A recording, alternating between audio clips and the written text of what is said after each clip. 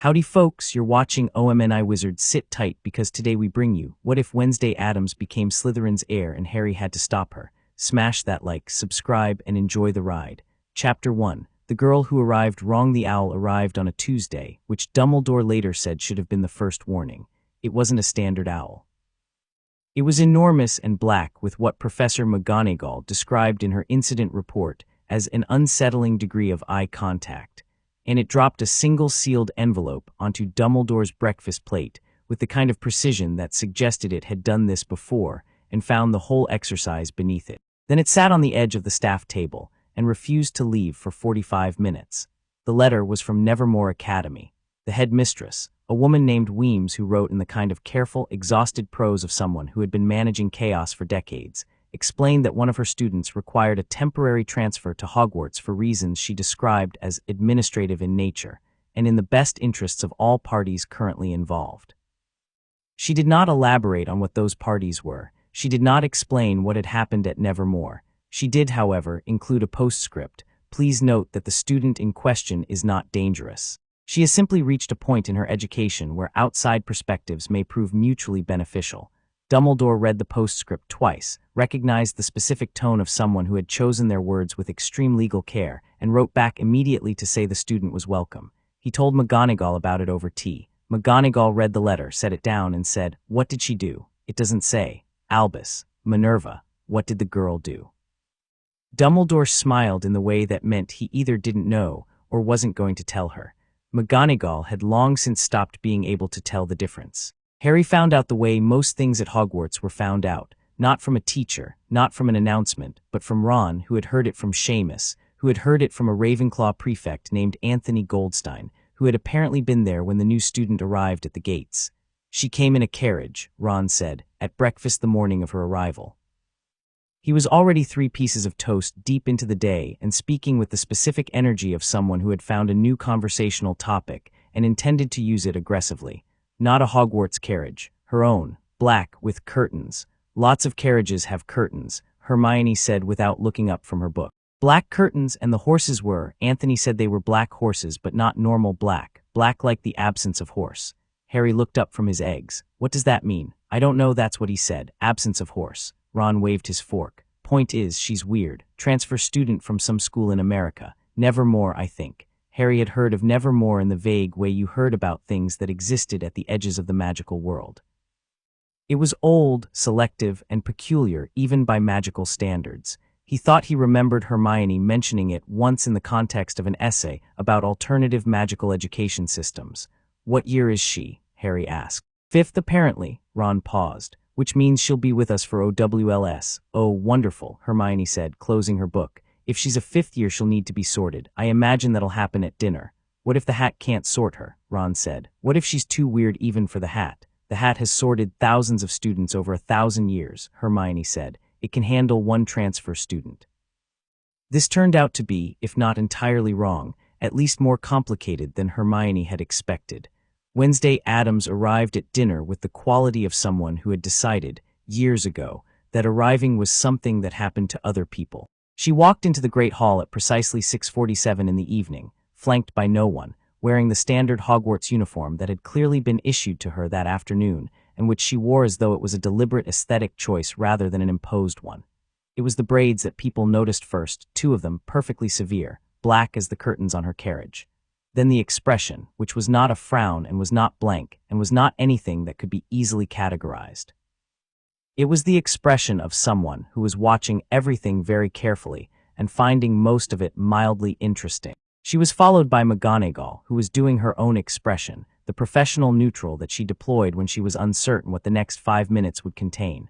The hall went quiet. Not completely, there was still the scrape of cutlery and the distant movement of enchanted plates, but the particular ambient hum of 600 students talking dropped sharply.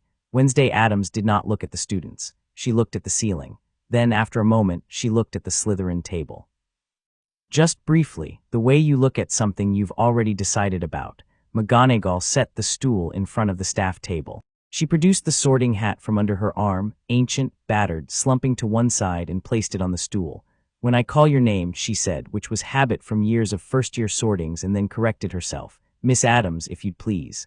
Wednesday sat on the stool. She put the hat on her own head before McGonagall could do it for her. There was a pause. Harry was watching closely. He'd been sorted himself, had spent that time in a strange interior dialogue with a hat that knew too much about him. He remembered it as uncomfortable and intimate in the specific way that therapy must be, the sense of being known without consent. The pause stretched. Usually the hat took a few seconds, or occasionally a minute for a difficult case. The entire hall counted silently in the way crowds do, breath held, the number rising in everyone's head at roughly the same pace. After 3 minutes, the sorting hat said in its carrying, unignorable voice, "I don't believe I've ever been told no before." A ripple of startled noise ran through the hall. "I'm not refusing," Wednesday said, perfectly audible, not addressing the crowd but not lowering her voice either. "I'm negotiating." "You can't negotiate with the sorting hat," McGonagall said. "I appear to be doing it," Wednesday said. Another pause, this one shorter. "Slytherin," the hat said, and Harry was almost certain, would have bet money on it, that there was something in the hat's tone that was not entirely comfortable. Not reluctant, not surprised, something more like resigned. Wednesday removed the hat herself, placed it back on the stool with something that might have been respect if you squinted, and walked toward the Slytherin table without waiting to be directed. The Slytherin table applauded because it was expected. Wednesday sat down, looked at the plate in front of her, and picked up a fork. Harry looked at Ron. Ron looked at Harry. "Told you," Ron said. The common room that evening had a particular atmosphere. Harry, Ron, and Hermione had the corner of the Gryffindor common room to themselves mostly. It was early in the term still. People had homework but hadn't yet reached the desperate stage, and the fire was doing the thing where it burned low and orange and made the room feel like a pocket of warmth in a cold world. "She negotiated with the sorting hat," Hermione said. "She'd been saying variations of this for 20 minutes. "You said that already," Ron said. "I know. I keep saying it because I keep thinking about it, and every time I do, I have more questions." Hermione had her quill out but wasn't writing anything. She was doing the thing where she used the quill as a thinking prop. "The hat reads minds. It's not just a placement mechanism. It accesses your deepest qualities, your values, your potential." "You're saying she has values," Ron said. "I'm saying she had enough of something that the hat found the process worth narrating publicly." Hermione tapped the quill against her palm. It said it had never been told number. That means she actively resisted it. Not that it couldn't sort her, it did sort her, but that she had opinions about the process. "Lots of people try to influence it," Harry said. He said it quietly because it was from experience. Hermione looked at him. "Did you resist it?" "I didn't want Slytherin." He paused. "But I didn't negotiate. I wasn't enthusiastic." "There's a difference between not wanting something and telling the mechanism of magical institutional sorting that you'd like to discuss terms," Hermione said. She looked at the fire. "I want to talk to her." "Of course you do," Ron said. "She's clearly brilliant. And she's from Nevermore, which has a completely different pedagogical framework, different approach to magic theory, less emphasis on wand work, more on what they call integrated casting." "I've read about it," Hermione paused. "Also, she's in Slytherin, and given everything with Umbridge last year and the Ministry, we could use someone in Slytherin who isn't Draco Malfoy," Ron supplied. "I was going to say predictable." Harry said nothing. He was thinking about the way Wednesday had looked at the Slytherin table before she'd even sat down, not with longing, not with calculation, with something that looked more like recognition. Wednesday's first full day at Hogwarts was a Wednesday, which she pointed out to no one because it would have been a waste of a good observation on people who probably wouldn't appreciate it. She had defense against the dark arts first period, which she found structurally amusing. She'd had defense against the dark arts at Nevermore too, except at Nevermore it was called applied thanatological theory and half the practitioners were undead, which provided a useful practical dimension. Professor Lupin was gone. She'd read the file. The current professor was a woman named Umbridge who had been briefly appointed and then removed under circumstances the file described as politically complex. The current defense teacher was a man named Dawlish who was competent in the way that furniture could be said to be competent, reliably present, and largely inoffensive. She sat in the middle of the classroom, not the front, not the back. The middle was the position that gave you the most information about the most people. The boy sat 2 rows ahead and 1 seat to the left, and she knew who he was because everyone knew who he was. The scar was visible from most angles when his hair moved. Harry Potter sat the way people sat when they were tired of being watched, slightly turned inward, not hunched but contained, aware of space in the specific manner of someone who had learned that taking up too much of it attracted attention they didn't want. She'd read about him too, because Wednesday made a point of reading about things before she arrived at them. The reading was interesting. The reality was more interesting, in the way that real things were always more interesting than descriptions of them. He noticed her looking. He was quick about it, didn't make a show of noticing, just shifted his attention the way a compass needle shifted, brief and certain.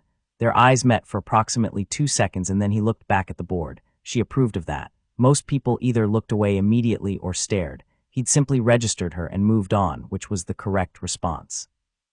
The class was doing shield charms. Dawlish had them paired up. Wednesday's partner was a Slytherin girl named Pansy Parkinson who had the look of someone who wanted to have an opinion about Wednesday but hadn't yet settled on what it was. "Have you done shield charms before?" Pansy asked, with the specific inflection of someone who expected the answer to be number. "I've done most things," Wednesday said. Pansy raised her wand. "Pratigo," she said, and produced a competent shield, solid and blue-white. Wednesday raised her wand. She paused for a moment, because the spell she was most accustomed to using in this context came from a different tradition. Nevermore's integrated casting leaned on intent rather than incantation, and she was recalibrating and then said, "Pratigo," and her shield appeared. It was black, not dark blue or dark gray. Black the way her hair was black, the way the horses pulling her carriage were black. A flat, total, light-consuming black that sat in the air in front of her like a piece of permanent night. Dawlish stopped mid-sentence. Every student in the room turned to look. "That's not the right color," said someone near the back, a Gryffindor boy with freckles, which meant a Weasley. "The color is a byproduct of personal magical signature," Wednesday said. "It doesn't affect function." "Miss Addams," Dawlish said carefully, is that a standard shield?" Wednesday dropped the shield and looked at him. "It held when Pansy cast Flipendo at it 3 seconds ago," she said. "Pansy, tell him what happened." Pansy blinked. "She's right. I cast it and nothing happened. The shield just absorbed it." "Absorbed," Dawlish repeated. "My shields don't deflect," Wednesday said, in the tone of someone explaining something to a person who was asking a reasonable question incorrectly. "They absorb and neutralize. It's a different mechanism. Would you like a demonstration on a stronger spell?" No, that's fine. Continue," she continued. Around her, the class exchanged the kind of looks that were the currency of shared surprise, and she registered all of them without appearing to, filing them under expected, and moved on. Lunch was a study in social mapping. Wednesday ate alone for the first 8 minutes, which was enough time to observe the power structure of the Slytherin table without the distortion that came from being in conversation. She noticed Draco Malfoy, who sat at the center right of the table with the specific placement of someone who had been the most powerful person in a room for long enough that they'd stopped questioning it. He watched her from the corner of his eye. She turned and looked at him directly until he stopped. At the 9-minute mark, a boy sat down across from her without asking. He had the angular, pale look of a Slytherin and the cautious intelligence of someone who had decided that understanding a new variable was more important than self-preservation. His name, she already knew from reading the roster, was Blaise Zabini. "You turned your shield black this morning," he said. "Yes." Pansy said it absorbed her spell. "Yes. Is that normal for you?" Wednesday considered him. "Define normal," she said. He smiled. It was a sharp smile, more like a calculation than an emotion, and she found it interesting. "I'm just taking inventory," he said. "New variables in a closed system are worth understanding. What makes you think the system is closed?" He paused. "You think it isn't. I think every system anyone calls closed is just one they haven't opened yet." She ate a bite of her food. "I'm Wednesday Addams. Blaise Zabini." He picked up his fork. "You negotiated with the Sorting Hat. I requested clarification." "On what?" "On what Slytherin meant." She looked at the table, not in an unfocused way, but the way people looked at something when they were really looking at an idea. "The hat was about to place me on the basis of certain qualities it had identified. I wanted to confirm that its definition of those qualities matched my definition." Blaise stared at her. "And did it?" "Close enough," Wednesday said. Draco Malfoy appeared at the end of the table approximately 2 minutes after this conversation, sitting down with the air of someone who had decided not to come over and then come over anyway. He looked at Wednesday with the expression of someone who had been the most interesting person at a table for 4 years and was recalibrating. "Addams," he said. "Malfoy," she said. She'd learned the names before she'd arrived. He blinked. Most new students, she gathered, did not immediately use his surname. "You know who I am. I read the roster." "The roster doesn't have, there's no roster with. I made one," she said. "Before I came. It's useful to know who you're going to be in a room with." Draco Malfoy did the thing where he started to say something superior and then stopped, because the thing he'd been about to say was most people don't do that, and he'd realized mid-breath that she'd already accounted for that and wasn't going to be impressed by his noticing it. "Right," he said after a moment. "Welcome to Slytherin then. "Thank you," Wednesday said. "I intend to be very happy here." There was something about the way she said it, not warm, not excited, that made Draco slightly uneasy. She said it the way people said things they had decided were true regardless of anyone else's opinion. Harry started paying attention to her properly after potions. It wasn't that anything dramatic happened. Snape was gone now too, actually.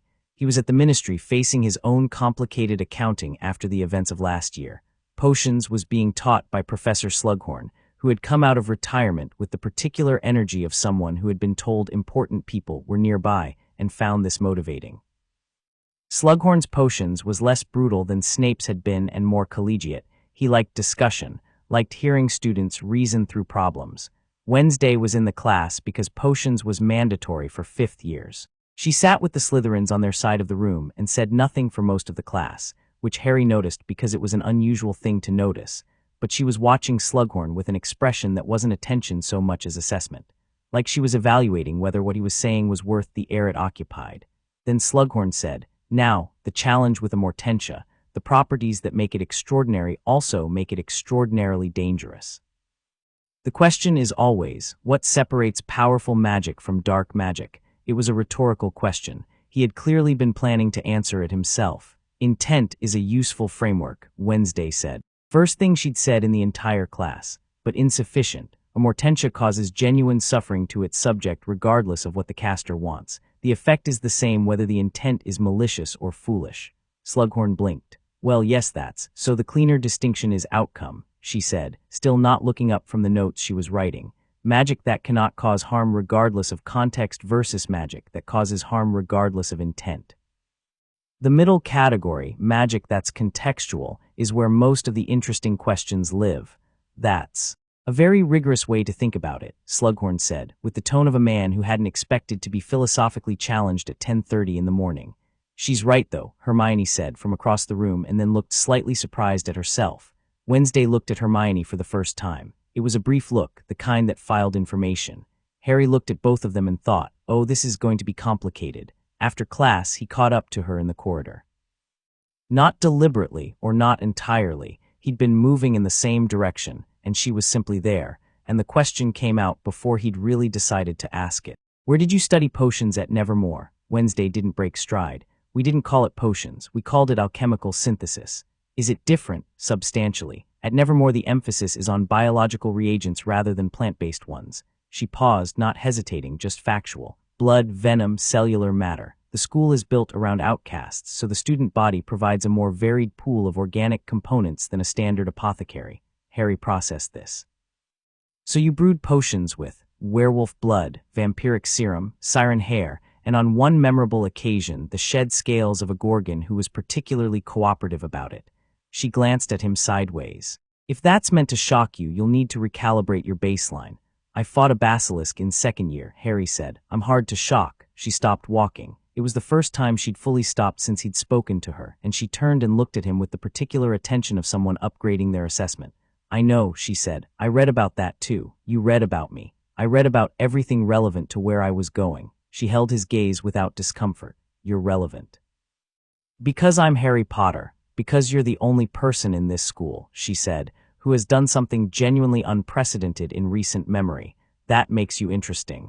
The scar just makes you famous. Those aren't the same thing." Harry had been told, many times, many variations of the sentence "you're interesting." It almost always meant "you're useful." Hearing it from her was different, and he wasn't immediately sure why. "Wednesday Addams," he said. "Harry Potter," she said in the same tone. She turned and walked away toward the dungeons. Harry watched her go and thought about the Sorting Hat's voice, resigned in a way he hadn't been able to shake, and then went to find Hermione, because Hermione was the person you found when something needed thinking through. The evening was quiet. The castle settled into itself in the particular way it did in the first weeks of term, when the students were still adjusting to stone walls and moving staircases, and the general aliveness of a building that had been accumulating magical energy for 1,000 years. Wednesday Addams stood on the 5th-floor landing and looked out through a window at the grounds. The lake was dark at this hour, moving in slow, self-contained rhythms. The forbidden forest was a mass of black at the edge of the visible world.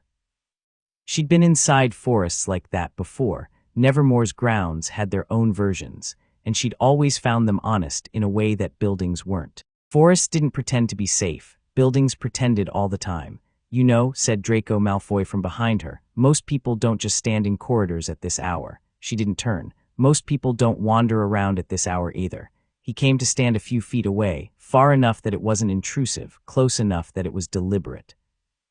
He had the specific quality of someone who had decided to be more careful than usual, and she'd already noted that was a change from his default setting.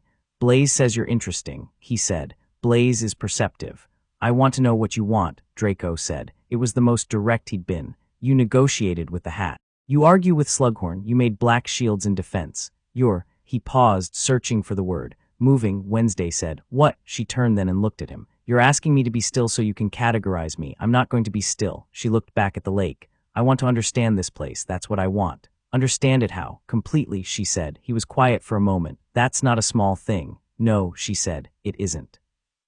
He left after another minute, and she stood at the window until the lake had gone entirely black and the moon had moved a quarter arc across the sky. She was thinking about the Sorting Hat's hesitation, not the negotiation, not the no, but the moment after, when she'd felt it move through her as if through rooms, and in one of those rooms it had found something that surprised it, something older than she'd expected to carry. It had lingered there, whatever it was, and when it had finally placed her in Slytherin, there had been that quality of recognition rather than decision. She had felt it too. She turned away from the window and walked toward the dungeons, toward Slytherin's common room with its underwater light and its stone walls and its particular atmosphere of carefully maintained ambition. She had been at Hogwarts for exactly one day. She already knew it was going to be the most interesting year of her life, which was saying a great deal, because she'd once spent a summer in a haunted lighthouse, solving a 30-year-old murder while her parents watched enthusiastically from the sidelines. The dungeons were quiet when she arrived. The common room was lit by the low green glow of the enchanted torches and the dark shimmer of the lake outside the glass.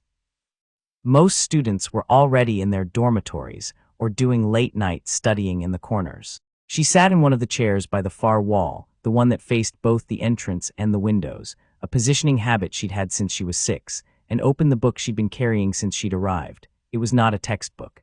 It was a history old and specific about the founders of Hogwarts, Gryffindor, Ravenclaw, Hufflepuff, and Slytherin. The chapter on Slytherin was the one she'd read 3 times on the journey here. She read it a 4th time now, and what struck her, what had always struck her, was not the business about Muggle-borns, which was ideologically bankrupt and interesting only as a symptom of something deeper.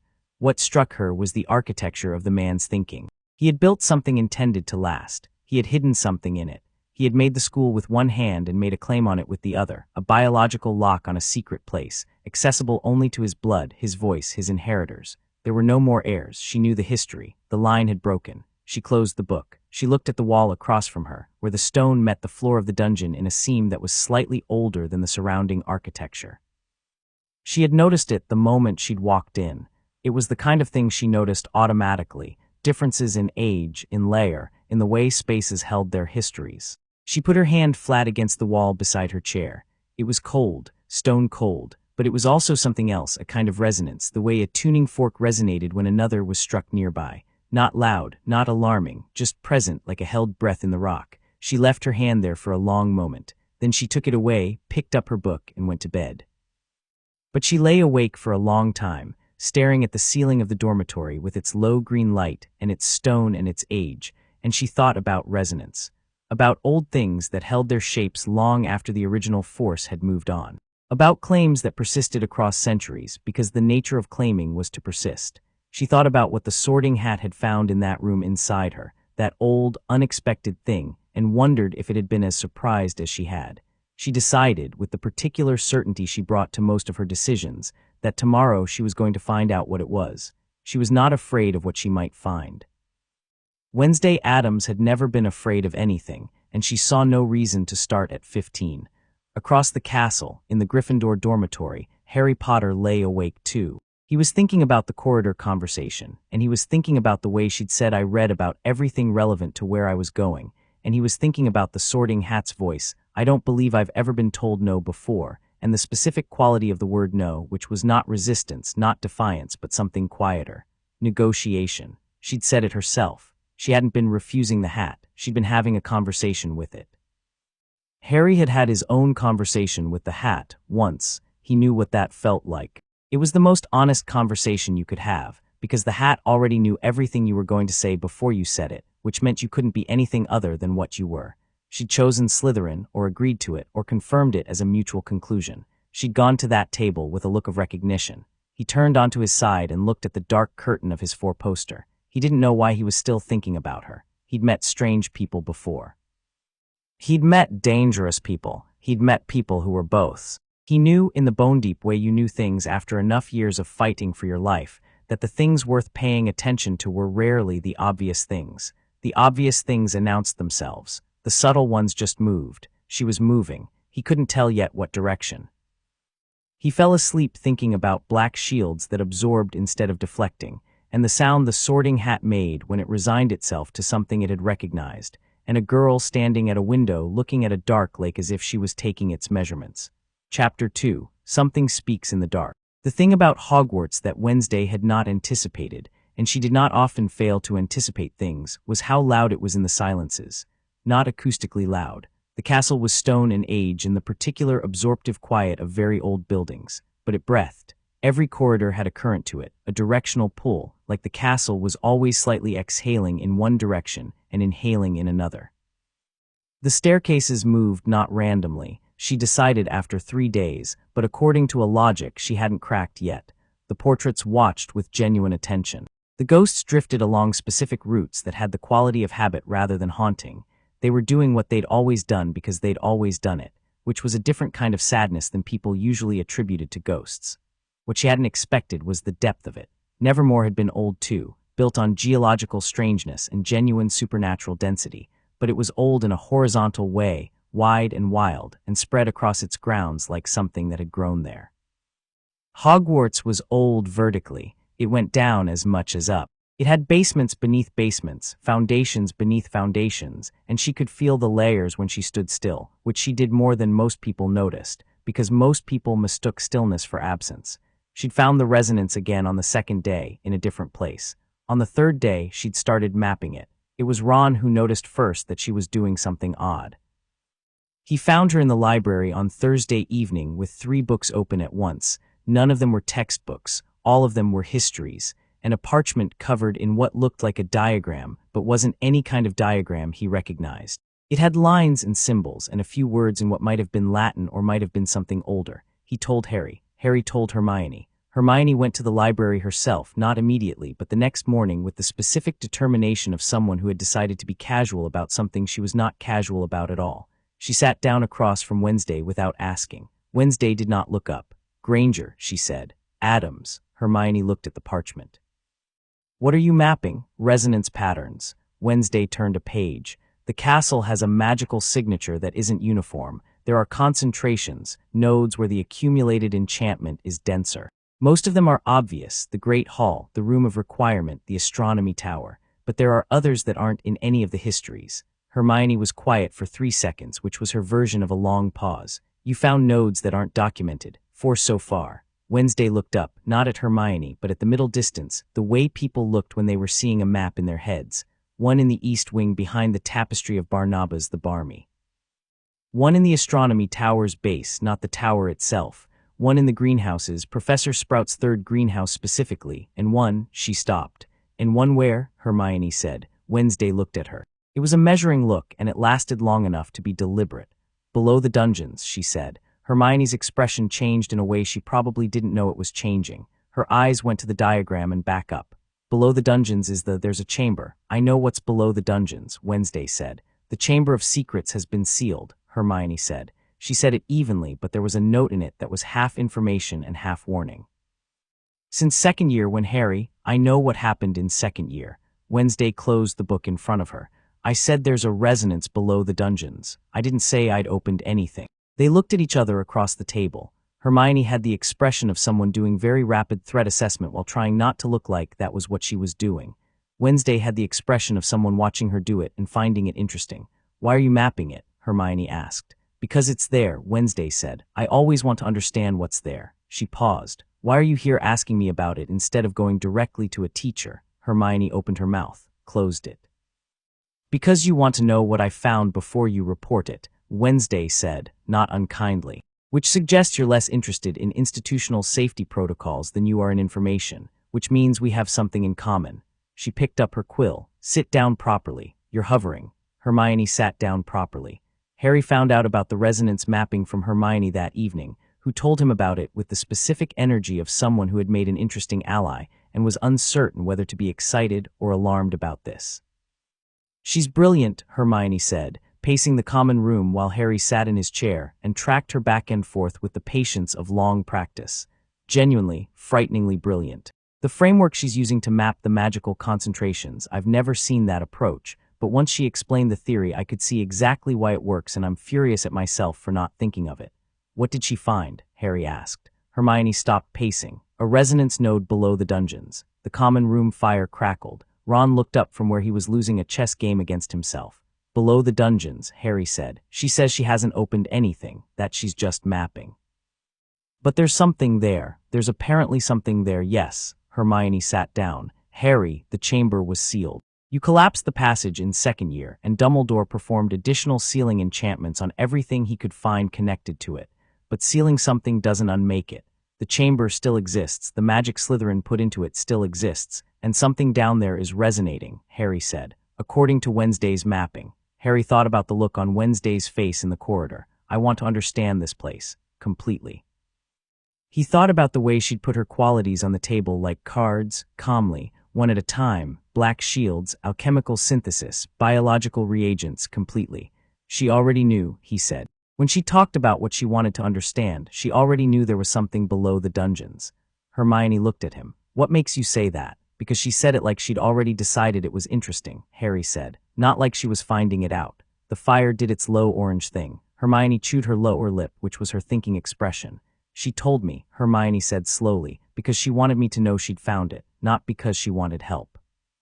She wanted a witness to the discovery, or she wanted to establish that the discovery existed before she went further. She looked at her hands, which means she's going further. Friday's defense against the dark arts class introduced the patronus charm to fifth years, because Professor Dawlish had the kind of structured lesson planning that moved through the curriculum in order regardless of whether the students were ready.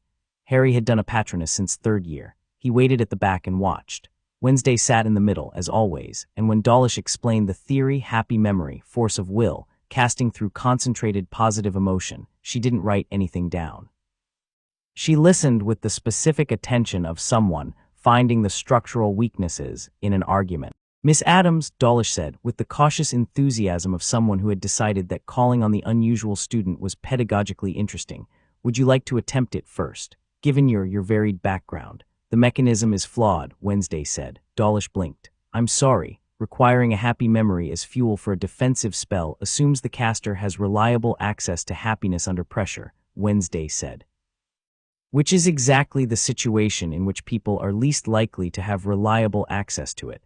The happy memory requirement is a design flaw, not a feature. It means the spell is weakest when you need it most. The class was very quiet. The Patronus Charm is one of the most powerful defensive spells in. Dawlish started. I know what it is. I'm saying the mechanism is inefficient. She picked up her wand. May I try a different approach? What different approach? Harry asked from the back before he could stop himself. Wednesday turned and looked at him over her shoulder. Fear, she said. Fear is more reliable than happiness. Everyone has access to it. It doesn't fade under pressure. It intensifies. She looked back at Dawlish. If I can cast from a different emotional anchor, the spell requires positive. Dawlish was reading from notes now, which was not a good sign. The spell requires strong emotion, Wednesday said. The original documentation describes it as emotional force directed outward. The happy memory interpretation is a pedagogical convention, not a structural requirement. She raised her wand. Miss Addams, I really don't think. Expecto patronum, Wednesday said. What emerged was not silver. It was not the specific clean silver white of a standard patronus. It was dark, dark silver, the color of pewter or old mirrors, and it moved with a different quality than a patronus should. Not flowing and luminous, but deliberate, heavy with its own intention. It was a hand. A giant, disembodied hand with long fingers moving through the air toward the conjured Dementor decoy at the front of the room. It touched the decoy. The decoy dissolved. Not scattered, dissolved, as if the thing the patronus had emitted had eaten through it rather than repelled it. Silence. Huh, said Ron, who had come in late and was standing in the doorway. Dawlish sat down slowly. Wednesday lowered her wand. The emotional anchor was dread, she said, to the class in general, not performing, just reporting. Specifically the dread of being misunderstood indefinitely. It's remarkably accessible. Harry was looking at the space where the decoy had been. It had dissolved. Not repelled, taken apart. He'd never seen a patroness do that. He'd never heard of one doing that. He looked at Wednesday. She was already writing something in her notes. The thing happened on Friday night. Wednesday had a system now. After 9 o'clock, when the Slytherin common room had thinned to the students who were genuinely dedicated to their work and not just performing dedication, she went further. She'd found on her third day that the resonance below the dungeons had a direction to it. It wasn't ambient, wasn't scattered through the stone equally. It pointed. Like a compass needle pointing north, except the needle was something she felt in her hands, and the north it was pointing to was down and slightly east of the deepest dungeon corridor. The chamber entrance, the one in the second-floor girls' bathroom, had been sealed. She knew this, but the resonance wasn't coming from above. It was coming from below, from the chamber itself, from something inside it that wasn't the chamber's walls or the chamber's basilisk bones or the chamber's pipe system. It was coming from something small. She followed the feeling down, through a maintenance access she'd found behind a false wall in the lowest dungeon corridor. Not a magical false wall, just a wall that had shifted over centuries and left a narrow gap between it and the original foundation, and then further down through a natural shaft in the rock that wasn't on any map she'd found, which meant it predated the maps. She didn't bring a torch. She didn't need one. She could see adequately in dark conditions, which was one of those qualities that Nevermore students stopped questioning after the first year. The shaft opened into a space. It wasn't the Chamber of Secrets, or rather, it was not the main chamber, not the enormous serpentine hall with the face of Salazar Slytherin at the far end. It was an antechamber, smaller, the ceiling low enough to feel intentional rather than geological. The walls were carved, though the carvings were older than anything in the school above, simple serpentine marks, repeated in bands around the room, the kind of pattern that was language before language had settled on letters. The floor was dry. The room smelled of stone and time. In the center of the room, in a depression in the floor that was barely deeper than a bowl, there was a fragment of something. Stone. Dark, smooth, palm-sized, and unremarkable to look at. The kind of thing you'd pick up on a walk and put in your pocket and forget. Except that it was the source of the resonance. She was certain of it immediately. The same certainty she had about most things, bone-deep and unargued.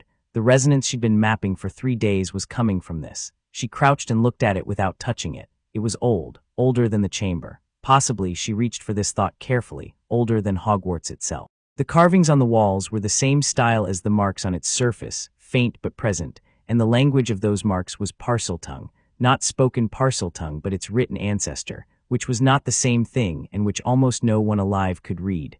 She could read enough of it. Nevermore's curriculum had a module on prelinguistic magical languages that most students found impenetrable, but Wednesday had found it one of the more straightforward modules because the underlying grammar was structural and consistent, and the symbol set, once you understood the pattern, was self-referential. She read what she could. Remnant was the clearest word, and voice. And something that translated imperfectly as what persists when the body has gone. She sat back on her heels and thought about this for a long, still moment. Then she picked up the fragment. It was cold. Then it was not cold. It warmed against her palm with the specific quality of something recognizing contact, not mechanically, not magically in the way spells felt magical, but consciously the way a sleeping animal twitched when you touched it. She waited. Well, said something that was not a voice. It was inside her head, she would have said, except that wasn't right either. It was between her thoughts, in the pauses between one idea and the next, in the gaps where language assembled itself out of intention. It had the quality of something old thinking in a young medium, like an orchestra playing on instruments it had never used before and choosing its notes carefully. You're not what I expected, the not voice said. I rarely am, Wednesday said, out loud, because speaking out loud to non-verbal entities was something she'd learned was more efficient than thinking at them, which created ambiguity. I expected a boy. They've always been boys. The heir, my heirs, my line.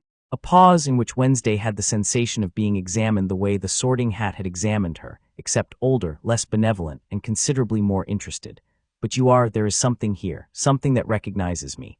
I recognize the resonance from above, Wednesday said. I mapped it. Number the not voice was patient in the manner of something with no relationship to time. That's not what I mean. I mean there is something in you that is mine. Not blood, the bloodline is broken, I know this. Something else, something older than blood. Wednesday considered this. The fragment was warm now, the same temperature as her hand. What are you? A remnant, a voice. What persists when the body has gone? It used the same words as the carvings on the wall, which answered her question about how old the carvings were. They were a translation of it, an inscription of its own self-description, worn into stone by the act of repeated communication over centuries. I am what Salazar Slytherin chose to leave behind when he understood he would not outlive his own work. Wednesday looked at the room, at the carved walls, at the bowl in the floor where the fragment had rested. How long have you been waiting? Long enough to have stopped counting. Something that might have been Rye, if an 800-year-old consciousness could be Rye. The basilisk was a more active guardian, less contemplative. The basilisk is dead, Wednesday said. I know, pause, I felt it. Then you've been alone down here for 3 years. I have been alone down here for considerably longer than that. The basilisk and I were not companions. It was a lock. I was the mechanism inside the lock. Another pause. You have a quality I haven't felt in a very long time, a willingness to proceed. Toward what? That, the not voice said, is the correct question. Wednesday stayed in the antechamber for a long time. She and the remnant of Salazar Slytherin talked, or communicated in the space between talking and thinking, and when she finally climbed back through the shaft and through the false wall and through the dungeon corridors and into the Slytherin common room, the fire had burned low and the room was empty and the fragment was in her pocket. She sat in her chair by the wall and opened her history book. She read the chapter on Slytherin for the 5th time. This time she was reading for confirmation, not information. And what it confirmed was something she'd suspected since she'd stood at the window on her first night and felt the castle's depth beneath her. Hogwarts was wrong in ways that had nothing to do with the basilisk, nothing to do with Voldemort, nothing to do with any of the emergencies that had been handled or mishandled in the recent past. It was structurally wrong, built around a lie that had calcified into architecture. The sorting, the houses, the way power moved through the place, it was a machine that reproduced a particular arrangement of the world and called that arrangement education.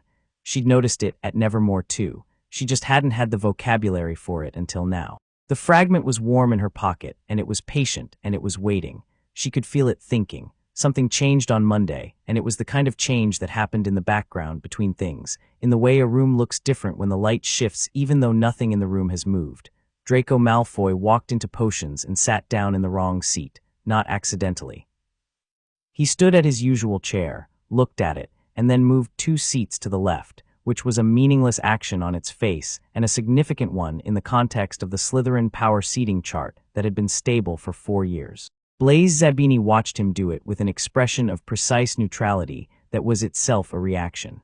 In defense, one of the second-year Slytherins who had apparently had a running conflict with a Hufflepuff student over the use of a particular corridor found that the conflict had simply stopped. The Hufflepuff student reported that the Slytherin had apologized, which the Hufflepuff found confusing because the Slytherin did not appear to be the apologizing type, and the apology had been delivered with the specific quality of something done, because it was strategically correct rather than emotionally motivated, but an apology nonetheless. These were small things. Harry only knew about them because Hermione told him, and Hermione only knew about them because Hermione paid attention to things that most people didn't, and what she said about them was, something is moving in Slytherin. It's too small to be a power grab, too deliberate to be natural social drift. Wednesday, Harry said. She's been there 5 days, Hermione said. 5 days and something is moving. What do you think she's doing? Hermione was quiet for a moment. They were in the corridor between Transfiguration and lunch, and students moved around them like water around stones, talking and laughing and existing normally.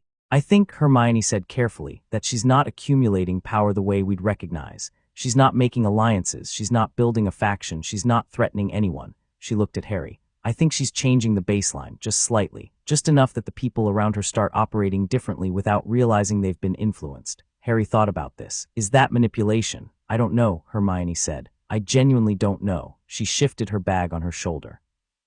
She invited me to the library again this evening. She says she has something she wants a second opinion on. Her mapping. She said she'd found the source of the resonance. Harry stopped walking. Hermione had already taken 2 more steps before she realized he'd stopped. She turned back. She found it, Harry said. That's what she said, and she wants to show you. She wants a second opinion, Hermione said, which could mean she wants a witness, or she wants validation, or she wants someone to tell her she's wrong because she's the kind of person who finds being wrong interesting rather than threatening. Or, Harry said, she wants someone who knows about the chamber. Hermione's expression shifted. You should come, She didn't invite me. No, Hermione said, but I don't think she'd object. The library that evening was quiet. The after-dinner rush had come and gone, leaving behind only the serious students and the ones who needed to be somewhere without a reason. Harry and Hermione arrived to find Wednesday already at her table, her map spread flat, 3 books open, and the expression of someone who had been thinking very hard about something and was ready to stop thinking about it alone. She looked at Harry when he sat down without being asked. She looked at Hermione. "You brought him," she said to Hermione. "I thought he'd be relevant," Hermione said, "given his history with the chamber." "He is relevant," Wednesday said. She didn't look bothered by the addition. She pushed the map across the table so they could both see it. "Here, the nodes I mapped." She pointed to 4 marks on the parchment, each with its location notation in her compact handwriting. "And here, the 5th mark was below the dungeon notation. It had a different symbol than the other 4. "What does that symbol mean?" Harry asked. "It's Parseltongue script," Wednesday said. "Written form, not spoken. The symbol means remnant or what remains depending on context." She looked at them both evenly. "I found the source of the resonance. It's an antechamber below the dungeons, a natural formation that predates the school's construction. There are carvings in Parseltongue script on the walls, and there was an object." Harry said. "I have it," Wednesday said. "Before you ask what it is, it's a fragment of stone with Parseltongue carvings, and it's a vessel for a remnant consciousness, specifically a fragment of Salazar Slytherin's preserved awareness." The library was very quiet. Madame Pince was at the far end reshelving. "You have a piece of Salazar Slytherin in your pocket," Harry said. "A fragment of his preserved consciousness, yes." Wednesday's tone was the tone of someone reporting facts and expecting adult responses to them. "It's not a Horcrux, I checked. It doesn't contain soul fragment. It's more like a recorded voice, except interactive. He retained enough intentionality to communicate, to think, but not enough to act physically or to possess." "How do you know he can't possess?" Hermione said immediately. "Because I asked him," Wednesday said, "and because the theory is consistent with how the fragment was made. A Horcrux requires an act of murder to fracture the soul. This was a voluntary retention, an intentional act of consciousness preservation, closer to an imprint than a soul piece." She paused. "He told me the process. It's actually a fascinating piece of magical theory that's been completely lost." "Wednesday," Harry said. She stopped. "He's been talking to you," Harry said. "Yes. What has he been saying?" She looked at him steadily. "He's been talking about Hogwarts, about what it was built to be versus what it became, about the sorting, the house system, the way the school's power structures interact with the broader magical world." She picked up her quill and turned it over between her fingers. "He's angry, or the residue of his anger is preserved in the fragment. He believes the school was corrupted away from his original vision." "His original vision was pureblood supremacy," Hermione said flatly. "His original vision," Wednesday said, "was a school where magic was taken seriously as a discipline rather than managed as a social institution. The Muggle-born exclusion was a symptom of his fear, not the architecture of his idea. He knows this now, or the fragment does. 800 years of watching is a long time to develop nuance." She held Hermione's gaze. "I'm not endorsing his fear. I'm describing what the fragment believes it was trying to build. And what does it want you to do about it?" Harry said. Wednesday was quiet for 3 seconds. In Harry's experience, she was not a 3 seconds person. She had answers ready. The pause was meaningful. "It wants me to finish what it started," she said. "Not the blood supremacy, that part is abandoned. The fragment is clear about this. But the rest, the school as it should be, not as it is." "And what do you want?" Harry said. She looked at him with those dark, steady eyes. "I want the same thing," she said. "Not because he told me to. Because I walked into this school and felt the way it was wrong within 4 hours of arriving, and I've been thinking about what to do about it ever since." Harry held her gaze. "What does wrong mean to you?" he said. "Power that protects itself by calling itself tradition," she said immediately.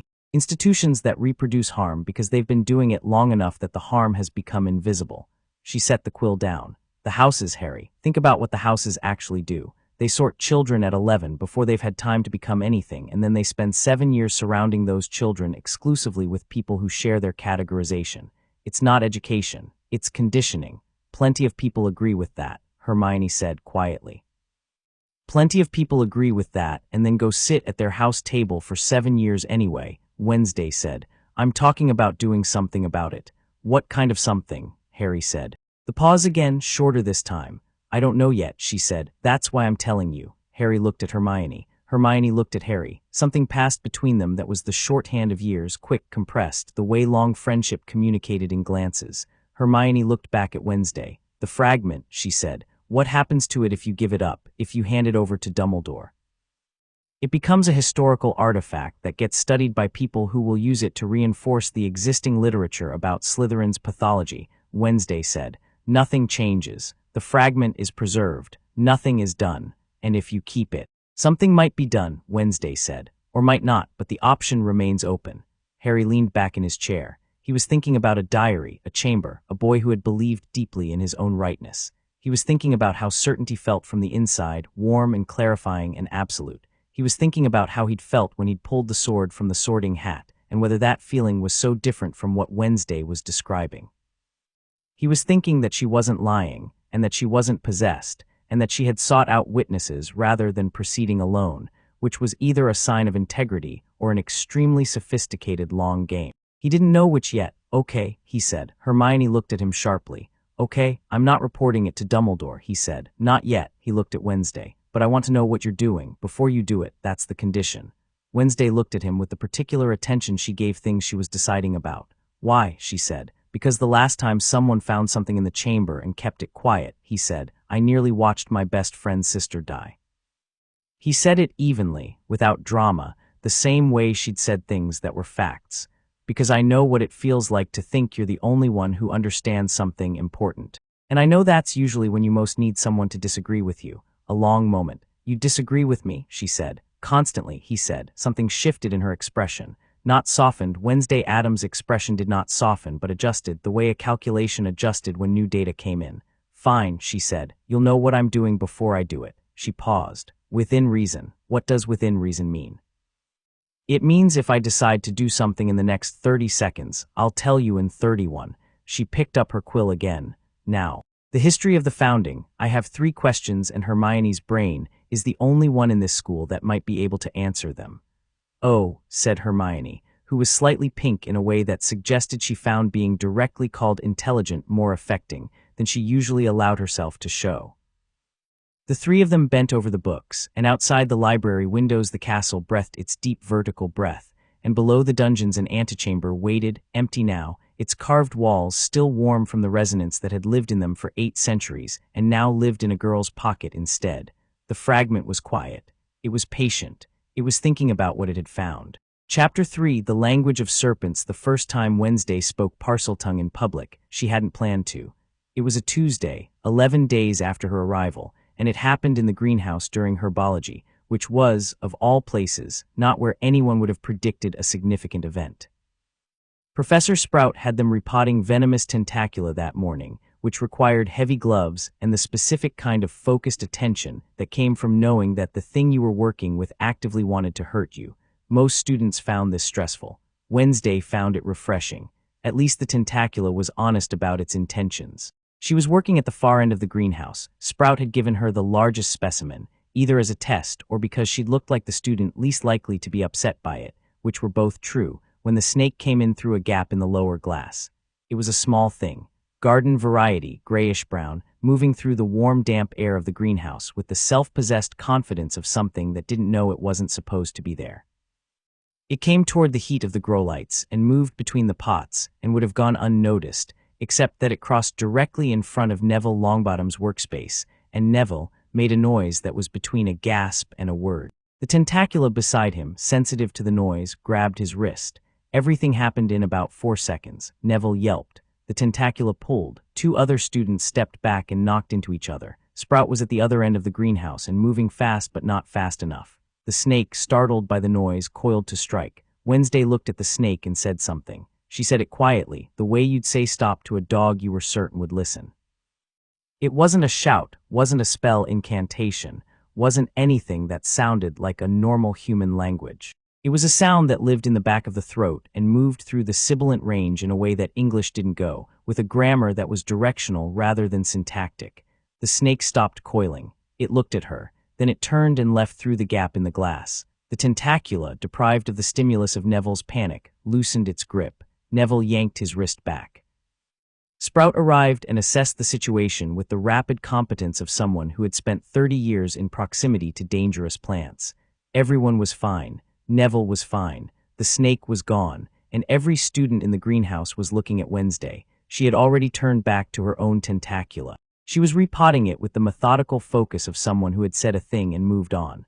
"Was that," said Harry, from 2 benches away, "Parseltongue?" "Yes," Wednesday said, without looking up. The silence in the greenhouse was the specific silence of a large number of people processing the same significant piece of information simultaneously. "You speak Parseltongue," Harry said. "Apparently." She pressed the soil down around the roots. "I didn't know I did until the fragment."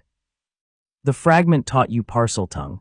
The fragment didn't teach me anything," she said, with the specific precision she applied to corrections. "It activated something that was already there. The same way the sorting hat found something that was already there. I could read the written form before. Nevermore's curriculum covered prelinguistic magical scripts, but the spoken form came after I handled the fragment." She looked up at him now. "I find it more interesting that I had the written comprehension before the spoken. That's not how language acquisition usually works." "No," Harry said. "It isn't." They looked at each other across the greenhouse. Around them, the other students were beginning to find reasons to be absorbed in their work, which was the social mechanism humans used to process things they weren't ready to talk about yet. Sprout was watching from the end of the bench with an expression that was professionally careful. She was going to report this, Wednesday knew. That was fine. She had anticipated being reported at some point. Dumbledore's office smelled of lemon sherbet and old books, and the specific alchemical residue of a life spent in proximity to extremely powerful magic. Wednesday sat in the chair across from his desk and looked at the portraits on the walls, former headmasters, half of them dozing in their painted frames, and waited. Dumbledore came in from a side door, carrying 2 cups of tea in the unhurried manner of someone for whom urgency had been replaced by patience several decades ago. He set one in front of her. She did not touch it. "Wednesday Addams," he said, settling into his chair with the specific ease of a man who sat in that chair the way other men breathed. "I've been curious about you since your owl arrived." "The owl is insufferable," Wednesday said. "He belongs to my father." "He stayed for 45 minutes, Dumbledore said. "He does that." Dumbledore looked at her over his half-moon glasses, with the warm, intelligent gaze that she'd been warned about. Blaise had mentioned it with the tone of someone noting that the thing you were about to encounter was more significant than it appeared. The gaze was warm in the way that a very good lens was warm. It gathered light and concentrated it. Wednesday met it without difficulty, because she had been looked at by things considerably older and stranger than Albus Dumbledore. "Professor Sprout's report says you spoke Parseltongue this morning in the greenhouse," he said. "Yes, Parseltongue is an unusual ability," he said. "In my experience, it tends to arrive with significant context." "Most things do," she said. He smiled. "Will you tell me about the context?" She had made a decision about this conversation before she'd arrived, which was that she was going to tell him most of the truth. Not because she trusted him unconditionally. She didn't trust anyone unconditionally. It was a mathematical absurdity, but because Dumbledore was the kind of intelligence that found out things regardless, and the difference between him finding out from her and finding out another way was the difference between a conversation and a confrontation. She preferred conversations. "I found an object below the dungeons," she said. "An antechamber predating the school, with Parseltongue carvings on the walls and a resonance I'd been mapping for a week. The object is a fragment of preserved consciousness, not a Horcrux, no soul fragment, a voluntary imprint. It belonged to Salazar Slytherin." Dumbledore was quiet. His expression didn't change. She found this impressive and also interesting. Most people's expressions changed when you said something unexpected. His adjusted so subtly it was almost imperceptible, which meant he was managing his response rather than having it naturally, which meant she'd surprised him more than he wanted her to know. "And where is this fragment now?" he said. "With me," she said. "I've been keeping it. May I see it?" She considered him for one measured moment, then reached into her pocket and set the fragment on his desk. It looked in the golden light of his office exactly like what it was, a small, dark piece of stone with faint marks on one surface, the kind of thing anyone might have picked up and discarded without a second look. Dumbledore looked at it for a long time without touching it. He leaned forward and brought his face close to it and then sat back, and she could see him thinking the way very intelligent people thought, not in words exactly but in the movement of their attention, the shifting of something behind their eyes. "It's aware," he said. "It wasn't a question." "Yes, it spoke to you. It communicates," she said. "The modality is not speech exactly. And what has it communicated?" "Many things," she said, "over several conversations." She kept her voice even and informational. "Its perspective on the school's founding, its views on how the house system has evolved away from the original educational intention. Its beliefs about the relationship between the magical world and its own institutions. She paused. It's clear-eyed about its own historical failures. The Muggle-born exclusion was a fear response that it characterizes, retrospectively, as a significant mistake. Dumbledore was watching her with the lens warmth and something underneath it that was sharper. You find its perspective persuasive, he said. I find it consistent with observations I'd already made independently, she said. The fragment didn't tell me the school was wrong. I'd already concluded that. It provided historical context. And what, Dumbledore said very gently, do you intend to do with this context? Something, she said. I haven't decided the specifics yet. Something, he repeated. I'm thorough, she said. I don't act before I understand. I've been here 11 days.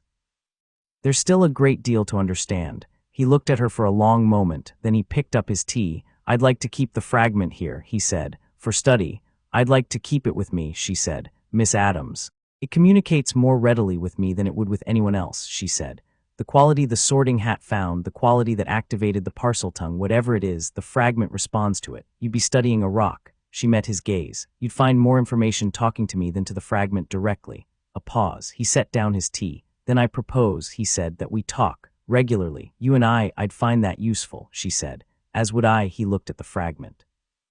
You'll tell me if the communication changes in character, if what it asks of you changes. Yes, she said, within reason. Something in his expression moved, not quite a smile, but the precursor of one. I've been told that phrase before, he said. Recently. Harry Potter uses it too. He's never been one for unconditional commitments either, Dumbledore said, though his reasons differ from yours, I suspect. His reasons are relational, she said. He doesn't commit unconditionally because he's been let down unconditionally before. Mine are structural. Unconditional commitments are logical fallacies. You can't know what conditions the future contains.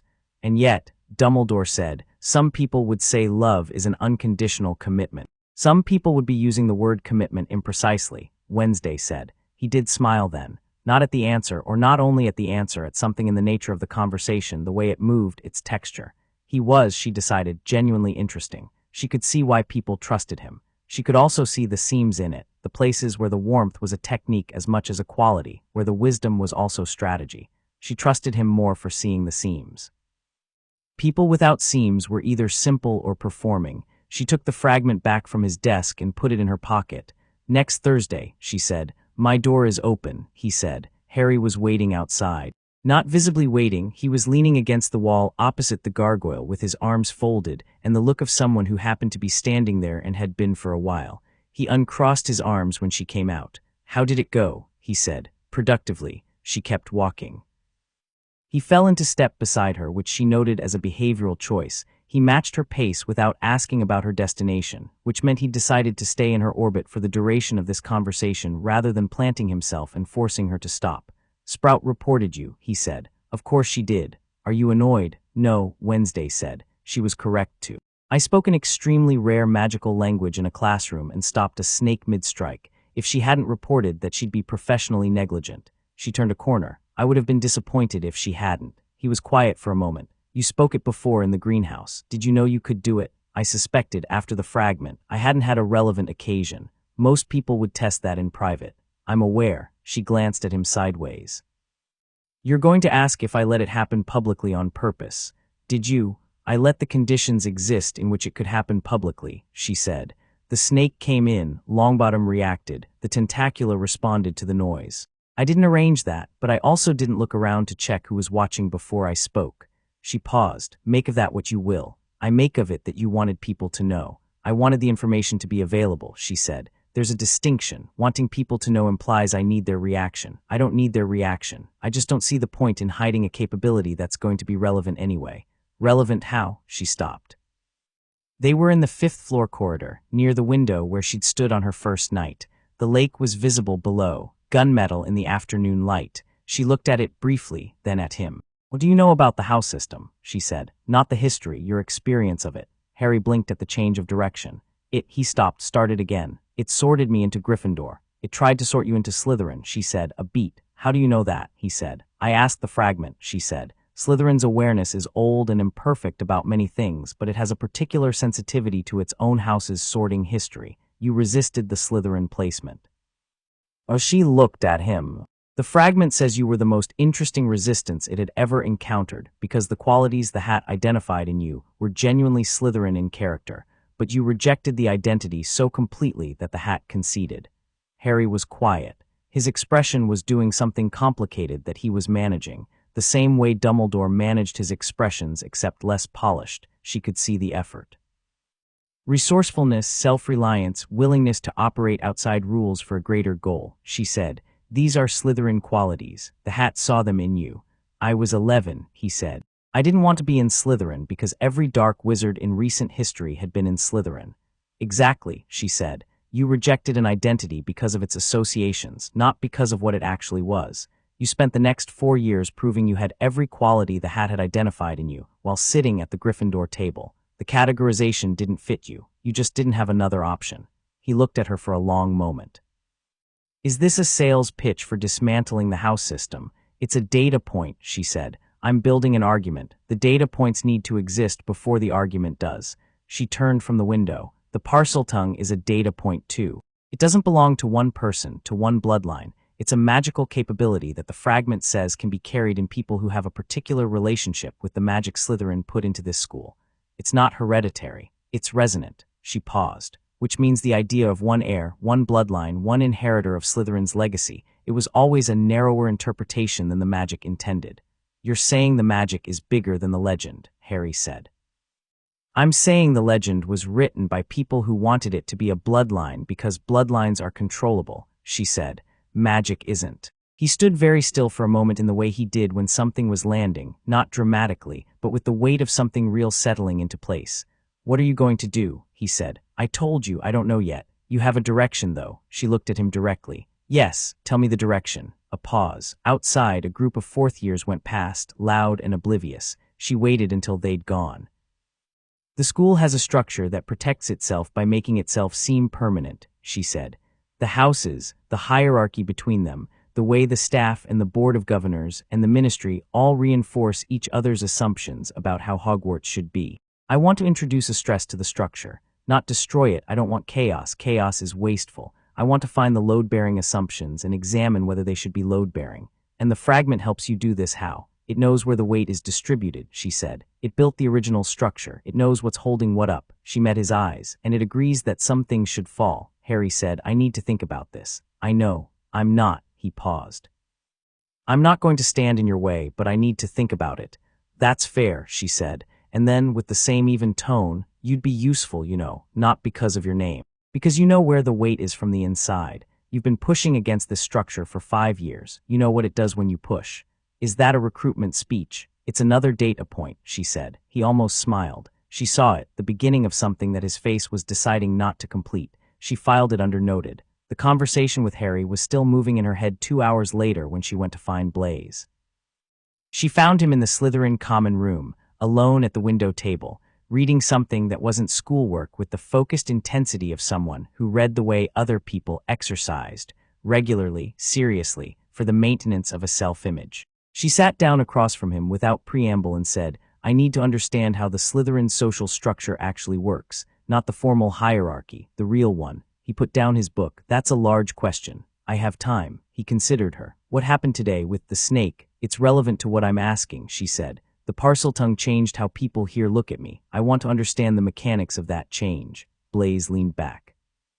He had the quality of someone who found candid conversations more interesting than coded ones, and calibrated himself accordingly.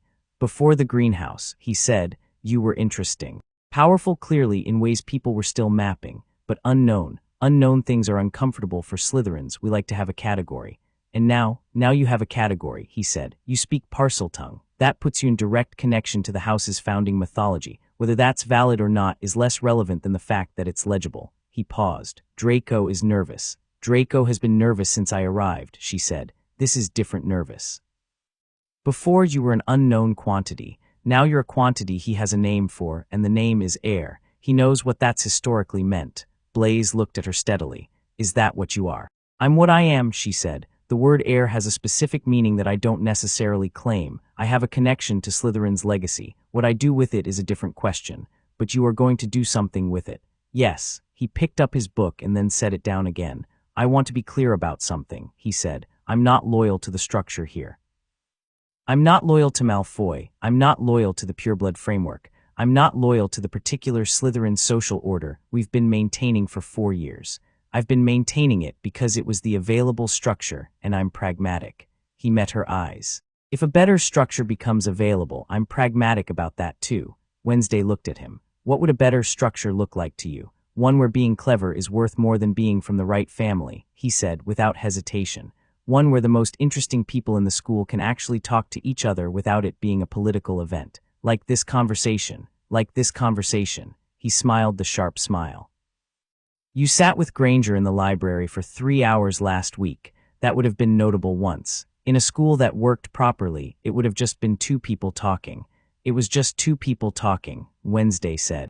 "Only because you don't care about the politics." "I care about the politics," she said. "I'm just not governed by them." She looked at the underwater green light of the common room. "When I move, I'm going to need people in here who are paying attention. Not loyal to me. I don't want loyalty. Loyalty is a substitute for thought. I want people who are paying attention and who have their own reasons for wanting something different." Blaise looked at her for a moment. "You're asking if I'm one of those people." "I'm describing what those people look like," she said. "You can decide if the description applies." He was quiet for 3 seconds. Then he said, "What does the fragment want from all this?" "It wants its actual legacy recognized," she said. "Not the basilisk, not the bloodline purity, not the terror. The original intention, a school where magic is taken seriously. It wants the corruption of its name to be addressed." She paused. "And frankly, after 800 years in a hole in the ground talking to a snake, it's remarkably reasonable about its expectations." Blaise laughed. It was a short, genuine sound, surprised out of him, and he looked slightly startled by it himself. "All right," he said. "All right what?" "All right, the description applies," he said. "I'm paying attention." Hermione found Harry in the common room that evening, and they had the conversation that had been building for 3 days, sitting in their corner by the fire with their voices low. "She spoke Parseltongue," Hermione said. "I know, I was there." "Harry, the chamber. She's not opening the chamber," he said. "She found an antechamber, not the main chamber. She's not," he stopped. "She's not doing what Tom Riddle did." "How do you know?" "Because Tom Riddle was trying to prove something to himself," Harry said. "Wednesday isn't trying to prove anything to anyone." He looked at the fire. "She knows what she is. She doesn't need external validation." "That's a completely different psychological starting point." Hermione was quiet for a moment. "That might be more dangerous," she said, "not less." "I know," he said, "because Tom Riddle needed to be powerful and feared and acknowledged. His ambitions were legible, they followed a pattern. Wednesday's ambitions are structural. She wants to change how the school works." Hermione pulled her knees up to her chest. "Which means if she decides to move, she's not going to do it with a monster. She's going to do it with information, with leverage, with the specific application of the exact right pressure to the exact right point." "Yes," Harry said, "and we've agreed to let her do this. We've agreed to be part of the conversation," he said. "That's different." Hermione looked at him sideways. "Are you sure you're not just—" "She's very compelling, Harry." "I know that too," he said. "I'm not unaware of it." He was quiet for a moment. "But she was right about the hat, and she was right about the house system. And she was right about me, which is, I don't usually let people be right about me because they usually think being right about me means they know me, and she specifically said it was a data point, not a definition." He turned the conversation over in his head. "She's doing something real. It might be dangerous. It might also be necessary. Both of those can be true." Hermione thought about this. "We tell her if we think she's going too far." "She's already agreed to that," he said. "Within reason." "Within reason," Hermione repeated. "I don't think I like that phrase." "Nobody does," Harry said. "That's the point of it." Wednesday lay awake again that night, but this time she wasn't staring at the ceiling. She was looking at the fragment in her open palm. It was doing the thing it did when she was very still, and the castle was quiet, producing a low-level communication that wasn't language yet, wasn't formed into meaning, but existed in the gap between one thought and the next like a second heartbeat. She'd grown accustomed to it over the past week. It didn't feel like sharing a body. It felt like having a very long book open in her peripheral vision, always there, occasionally distracting. "You told the headmaster," the fragment observed in its careful not voice. "Yes." "You told the Potter boy." "Yes." "And the girl with the quick mind." "Granger." "Yes." A pause. "Why?" "Because operating without witnesses is how things go wrong," she said. "The moment you start doing things in secret is the moment you start doing things you can't defend. Your predecessors were not so transparent. My predecessors used monsters," she said. "I'm not going to use monsters. I don't need them." She paused. Also, Dumbledore already knew something was there. He'd probably have found it eventually. Telling him myself is more useful than being found out. You're very strategic for someone who's 15. I've had to be, she said. She looked at the faint marks on the fragment's surface. The spoken parcel tongue. What is it in me that it activated? The not voice was quiet for longer than usual. You have, it said finally, a quality that is very old in the magical world. It doesn't have a modern name. It was named in the time before the school existed, in the language I've inscribed on the walls below. Roughly translated, the quality of being understood by magic itself. She processed this. That's vague. Magic is vague. It resists precise nomenclature, something that might have been patience. What it means practically is that you do not cast at the world, you cast with it. Most witches and wizards impose their intention on the magical substrate of reality. You and the substrate are in correspondence. The parcel tongue is a symptom of this. Serpents respond to magic in its raw form, and you communicate in that form. Wednesday thought about her black shield, absorbing instead of deflecting. Her patronus made from dread, the fragment's warmth in her palm. The hat found this quality, she said. Yes, it's why it hesitated. It hadn't encountered it since, a pause that felt significant, since someone it sorted a long time ago. She looked at the fragment. Who, she said. The fragment was quiet for a moment in the way it was quiet when it was deciding how much to say, and when it finally spoke, the not voice had a different quality, older, slower, like something speaking from a very deep place. It sorted me, it said. 4 years before I left this school for the last time. Wednesday lay still in the green light. The hat found this quality in Salazar Slytherin, she said. Yes, she looked at the ceiling. She was 15 years old and she had been at this school for 11 days, and she was lying in the dark holding a conversation with the preserved consciousness of the most controversial figure in Hogwarts history, while his awareness recognized something in her that it had only found in itself. She did not find this frightening. She found it interesting. She closed her hand around the fragment and closed her eyes. Okay, she said, quietly to the dark. Then we should probably figure out what to do about that. The fragment warmed in her palm. Outside her window, the lake moved in its slow, self-contained rhythms, and somewhere below the deepest dungeon corridor, an antechamber waited with its carved walls and its empty bowl, and the castle breathed its deep vertical breath, and Wednesday Addams, who had never been afraid of anything, lay awake in the dark being absolutely, precisely, completely unafraid of what she'd just become. She started planning. Chapter 4. What Slytherin actually wanted. Pugsley Addams arrived on a Thursday. Nobody at Hogwarts had been warned. There was no letter, no owl, no administrative notice. There was simply a boy who appeared at the gates at 2:30 in the afternoon during the break between classes, carrying a trunk that was making sounds, wearing a Hogwarts uniform that fit him well and which he wore with the cheerful ease of someone who found clothing fundamentally unimportant. He was broad-shouldered, round-faced, and possessed of the specific energy of someone who found most things delightful and meant it without irony. The sorting hat put him in Hufflepuff in approximately 4 seconds, which might have been a record.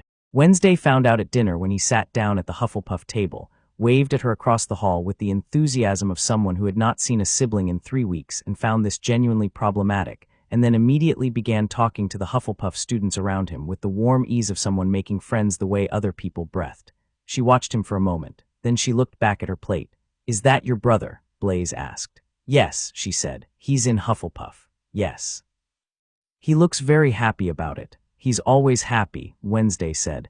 "It's his defining quality. He was born without the gene for existential unease." Blaise looked from Pugsley, who had already apparently bonded with 3 Hufflepuffs over something, and was laughing with his whole face, back to Wednesday. "You love him enormously," he said. Wednesday picked up her fork. "That's a deeply personal observation. It's written on your face." "Then I need to work on my face," she said, and ate her dinner, and did not look at her brother again for the rest of the meal, which was itself a kind of looking. She found him afterward in the corridor outside the great hall, where he was waiting with the patient certainty of someone who had known she would come. "Wednesday," he said. "Pugsley," she said. He hugged her. She permitted it for 3 seconds before stepping back, which for Wednesday was a long time. "Why are you here?" she said. "Mom and Dad thought it would be good," he said. "For both of us." More specifically, Headmistress Weems suggested it strongly and Mom and Dad agreed, which means it was either Weems' idea or Mom's idea presented through Weems for strategic purposes. He shrugged with the ease of someone entirely comfortable with family complexity. "Also, I wanted to see what you were doing." "I'm doing school," she said. "You're doing significantly more than school," Pugsley said cheerfully. "Weems told Mom you'd found something. Mom told me to go find out what you'd found." She said it with her excited face. Mom doesn't have an excited face, she has a face. She has a face in an excited way, Pugsley said. You know what I mean. Wednesday did know what he meant. She looked at him. He was 15 months younger than her and had been, since birth, the most purely good-natured person she'd ever encountered, which was not something the Addams family produced naturally, and which she had always regarded as one of the more interesting statistical anomalies of her life. You'll be disrupting my rhythm, she said. Probably, he agreed. Can I see what you found? She looked at him for a moment. Then she said, later, not tonight. She turned to go. Stay out of trouble. That's not really my strong suit, he said. I know, she said. Try anyway. She spent the next 3 days watching Hogwarts with a different frame. The fragment had given her something in that late-night conversation she hadn't had before, a structural map. Not physical, she'd been building the physical map herself, but operational. Slytherin's preserved awareness knew where the school's weight was distributed because it had distributed that weight. It knew which walls were foundations and which were decoration. Over 3 evenings in the antechamber, sitting cross-legged on the stone floor while the carved walls held their century-old patience around her, she extracted from the fragment a picture of how Hogwarts actually ran. The house system was the obvious problem, but it was a symptom. The root was older. Hogwarts' founding had been a coalition, and like all coalitions it had contained, from the beginning, a power imbalance. Gryffindor and Hufflepuff had agreed on nearly everything. Ravenclaw had been a mediating force. Slytherin had been the dissenter, not because his values were incompatible with education, but because his standards were higher and less forgiving, and in a coalition, high standards that don't yield look like obstruction. When he'd left, the remaining 3 founders had restructured around his absence, and what they'd built was comfortable and warm and self-reinforcing. Good in the way a garden was good, not challenging in the way a wilderness was challenging. The fragment was not angry about this anymore. It was matter of fact. 8 centuries had taken the edge off the personal grievance and left behind something cleaner, an observation. The school became less than it should have been. Not evil, not corrupt in the vulgar sense. Just small. Smaller than the world it was supposed to prepare students for. Wednesday walked the school for 3 days with this frame and watched where it was small. She saw it in the defense classroom where Dawlish taught from notes and called competence mastery. She saw it in divination, which Hermione had told her was considered a joke by most serious students, and which was taught by someone who appeared to believe that making things mysterious made them meaningful. She saw it in the way the house point system rewarded performance over understanding, students chasing hourglasses instead of ideas. She saw it in the bigger things too. In the way Slytherin students moved through the school, slightly apart, slightly on guard, building their armor early because the armor would be needed. In the way Gryffindors were brave and loud and rewarded for it until the bravery became performance. In the way even the teachers reproduced the sorting, talking to their own houses at slight differentials of warmth that the students felt and responded to before they were old enough to name it. She made notes. The notes became a document. The document became an argument. On Saturday morning, she showed it to Hermione. Hermione read it in 22 minutes, which was fast even for Hermione. Wednesday sat across from her in the library and watched her read, the small movements of her face, the places where she slowed down, the 2 places where she went back and reread. When Hermione looked up, her expression was doing 6 things at once. This is, she said and stopped. Go ahead, Wednesday said. This is the most rigorous critique of the Hogwarts educational structure I've ever seen, Hermione said. And I've read all of Bathilda Bagshot's secondary work on magical pedagogy, which is not light reading. She set the parchment down. Some of this I've thought about myself, not all of it. The section on the point system and its behavioral effects is, she stopped again. Uncomfortable, Wednesday suggested. I've spent 5 years chasing house points, Hermione said. I've competed for them, worried about them, celebrated them. Reading a rigorous argument for why that behavior was structurally induced rather than, she pressed her lips together. Yes, uncomfortable. Being right about a thing that's been used against you is always uncomfortable, Wednesday said. It doesn't make you wrong for having been used. Hermione looked at her. That's oddly kind. It's accurate, Wednesday said. There's no particular kindness in accuracy. Hermione picked up the parchment again and looked at the last section. What do you intend to do with this? Pressure, Wednesday said. The argument needs to be heard. Not petitioned, I'm not writing to the ministry. That's where arguments go to become furniture. Heard here inside the school by the people inside it. She leaned forward. The staff have been operating inside this structure for so long they can't see it from outside. Students are too inside it to describe it. But there are people on the edge, people who have been made uncomfortable by the structure without having language for why.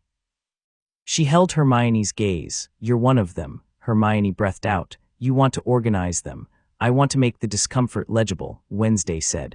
"Once people can name what's wrong, they have the option to push back. I can't push back for them. I can give them the vocabulary." "How?" Carefully, Wednesday said, and specifically, she had already begun. The first move was the smallest, which was how Wednesday preferred to start. Find the thing that looks like nothing and turn it. The inter-house study sessions were the vehicle. This had been Blaze's suggestion, which she'd known was coming because she'd engineered the conditions for him to have it. She'd mentioned, casually, twice in his hearing, that the students doing best in Transfiguration were the ones who studied in groups rather than alone, and that the house groupings didn't correlate with academic performance. Blaze was too intelligent not to follow the logic. Within 3 days he'd proposed to her that he organize mixed-house study sessions in the library, framed as practical exam preparation, academically legitimate, socially unthreatening. "People will come," he said, "because OWS are terrifying and free help is free help, regardless of where it's coming from." "They will," she agreed. "And once they're in the same room talking about the same material, the natural human process of finding shared interests will do the rest," she said. "Yes, you were going to suggest this to me eventually," he said. "You got there yourself," she said. "That's better." He looked at her with a particular expression. "You're very good at letting people think things are their own idea." "People act more effectively on their own ideas," she said. "It's not manipulation, it's efficiency." "It's a very thin line," he said. "Most interesting lines are," she said. The first session drew 12 students from 4 houses. The second drew 20. By the third, Hermione had taken informal co-leadership of the academic content, which freed Wednesday to watch the room, the way alliances formed between the shared panic of impending OWLS, the way the Ravenclaw student who sat next to the Hufflepuff student on Tuesday became the person she sought out again on Thursday. The way a Gryffindor boy and a Slytherin boy argued about transfiguration theory with the specific heat of people who were actually interested rather than performatively opposed. Small things, persistent things, and then the larger thing. The larger thing started with the Board of Governors. Wednesday had found, in the fragment's operational knowledge of the school's history, a specific piece of governance structure that almost no one currently at Hogwarts knew about. The Board of Governors had, by the founding charter, a document so old that the copy in Hogwarts' own archive was a copy of a copy of a copy, the power to mandate a curriculum review under certain conditions. One of those conditions was a formal petition supported by members of the school population representing more than one house. She found this on a Wednesday. She found it satisfying. She drafted the petition in a single evening. It was precise, polite, and technically irrefutable, because those were the only kinds of documents worth writing. It cited specific provisions in the founding charter and specific deficiencies in the current educational provision, supported by evidence she'd gathered over 3 weeks. She did not ask anyone to sign it before she'd shown it to Harry. She found him in the corridor on the way to defense and fell into step beside him with the directional ease of someone who had located their target and adjusted their route. "I need 10 minutes, she said. He looked at her. "When?" "Now." He detoured with her, no questions, into a side corridor that was empty at this hour. She handed him the petition. He read it. He read it faster than Hermione had read the document, which surprised her, and when he looked up his expression was different from Hermione's, less analytical, more direct. "This is the curriculum review petition," he said. "Yes, you found this provision in the founding charter. Yes, Dumbledore knows about the charter provision. He knows about the charter. He may not have recently reviewed the petition provisions." She paused. "He will now." Harry looked at the petition again. "This isn't going to be quiet," he said. "A formal petition to the Board of Governors citing the founding charter. That's going to be a significant event." "I know. Ministry will get involved." "Let them," she said. He looked at her. "You want them involved." "I want the argument to happen in daylight," she said. "The school's problems persist because they're managed privately. The governors, the ministry, the headmaster, they talk to each other, they reach accommodations. Nothing changes because the people who benefit from the structure are the people in the room where decisions get made." She held his gaze. "I want the room to be bigger." Harry was quiet for a long moment. The defense classroom was somewhere ahead and they were going to be late, and neither of them was moving yet. "What do you need from me?" he said. "Signatures," she said. "Not just mine, not just Hermione's. The petition carries more weight with signatories from multiple houses. Dumbledore's students, not just a transfer from a school nobody's heard of. You want my name on it. I want your name on it if you believe in it," she said. Not for strategic value, though it has strategic value, only if you think the argument is right. He looked at the petition one more time. She watched him think, really think, which was different from the quick processing he used for tactical decisions in the moment. This was slower, more inward. The house system kept me from knowing half the school for 4 years, he said. The people who needed to be on the same side were sorted into categories that made them natural opponents. He handed the petition back. Yes, I think the argument is right. She took it. I'll have it ready in 3 days. I'll tell you when I want signatures. She turned to go. Wednesday, he said. She stopped. What does the fragment want out of this? He said. Not what you want, what it wants. She considered the question with the seriousness it deserved. Recognition, she said. Not exoneration. It doesn't want to be exonerated. It knows its history. But acknowledgement that the failure of what it built wasn't what it built. It was what was done to what it built. She paused. It wants someone to say out loud in a documented and permanent way. The original vision was for more than this. Harry was quiet. That's not unreasonable, he said. No, she said. It isn't. Pugsley found her that afternoon in the grounds near the lake. She was sitting on a rock, the flat one near the water's edge that she'd identified on her second day as having the best combination of sightlines and privacy, with her notes, and he came and sat on the ground beside the rock in the companionable way he'd been sitting beside her since they were small. He didn't start talking immediately. He sat and looked at the lake. She let the silence be. With Pugsley, silence was never uncomfortable. It was one of the things she'd missed most without being willing to name it. Hufflepuff is nice, he said after a while. I assumed it would suit you. The common room has plants in it, he said, with the warm appreciation of someone who had decided to be delighted rather than neutral about plants. And people kept giving me food today for no reason. Just here's a thing because you seemed like you might want it. The sorting was accurate, she said. He looked at her sideways. How's Slytherin? Interesting, she said. The fragment, he said. Mom said you found something. I did. Is it alive? It's aware, she said. The distinction matters. He nodded, taking this as the serious answer it was. Pugsley had grown up in the same house she had. He understood the nuance of entities that existed in non-standard categories.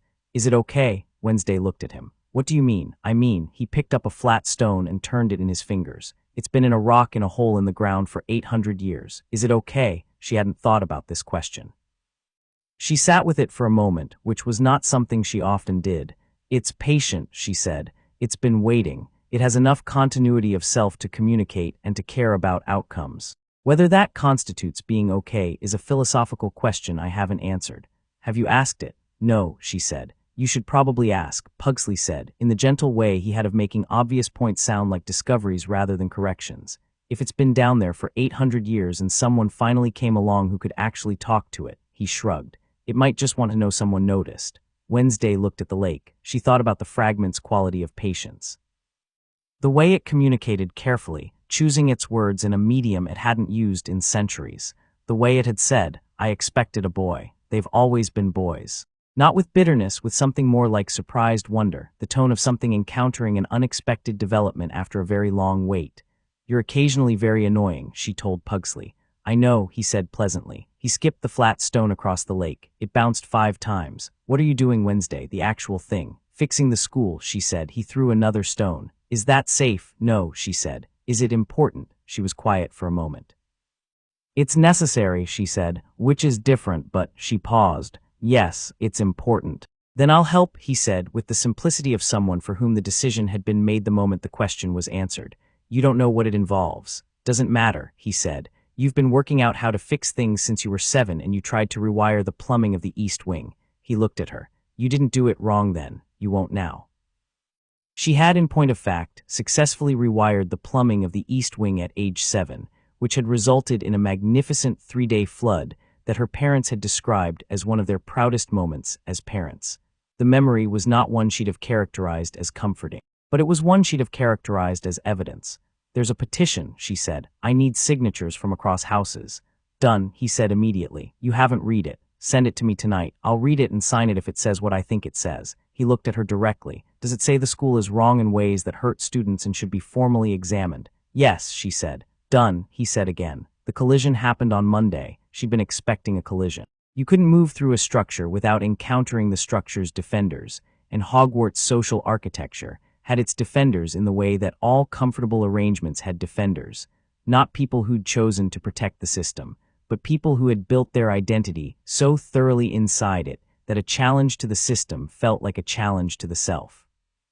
Draco Malfoy had been circling her for 3 weeks with the specific energy of someone deciding whether to treat a thing as an opportunity or a threat. She'd watched him move through the possibilities, the early adjustment of his seating in potions, which was a trial, the way he'd started listening in the study sessions without participating, which was information gathering, the conversation he'd had with his friends that she'd observed from across the common room, which from body language alone she'd identified as the meeting where he'd decided on a position.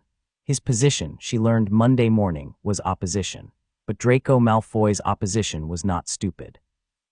It was sophisticated in the way of someone who'd grown up understanding that power wasn't just held, it was performed. He came to her in the corridor before Transfiguration with 2 of his usual companions and the particular composure of someone who had rehearsed.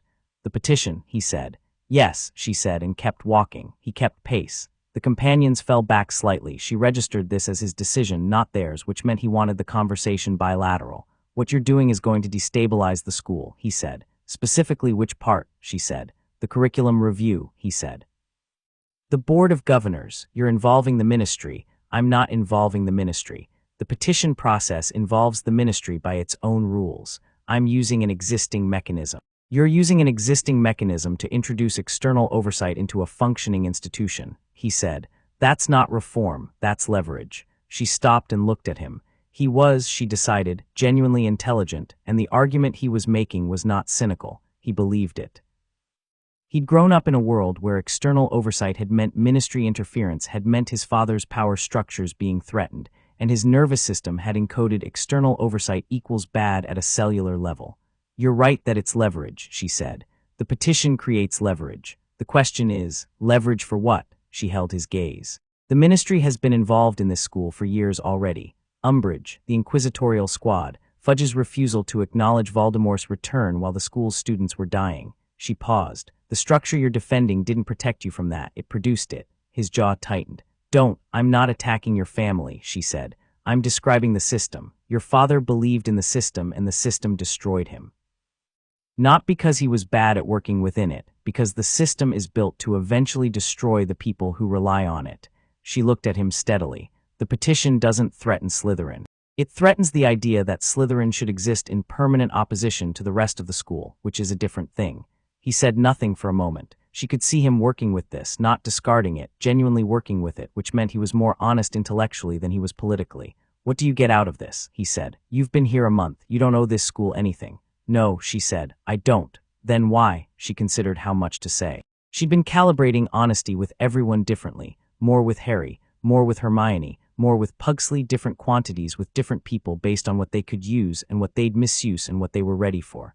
"I found something in this school that recognized me," she said. "Not my credentials, not my family name, not my test scores. Something in the deep architecture of this place looked at what I am and said, yes, this, I've never had that before." She kept her voice even and factual.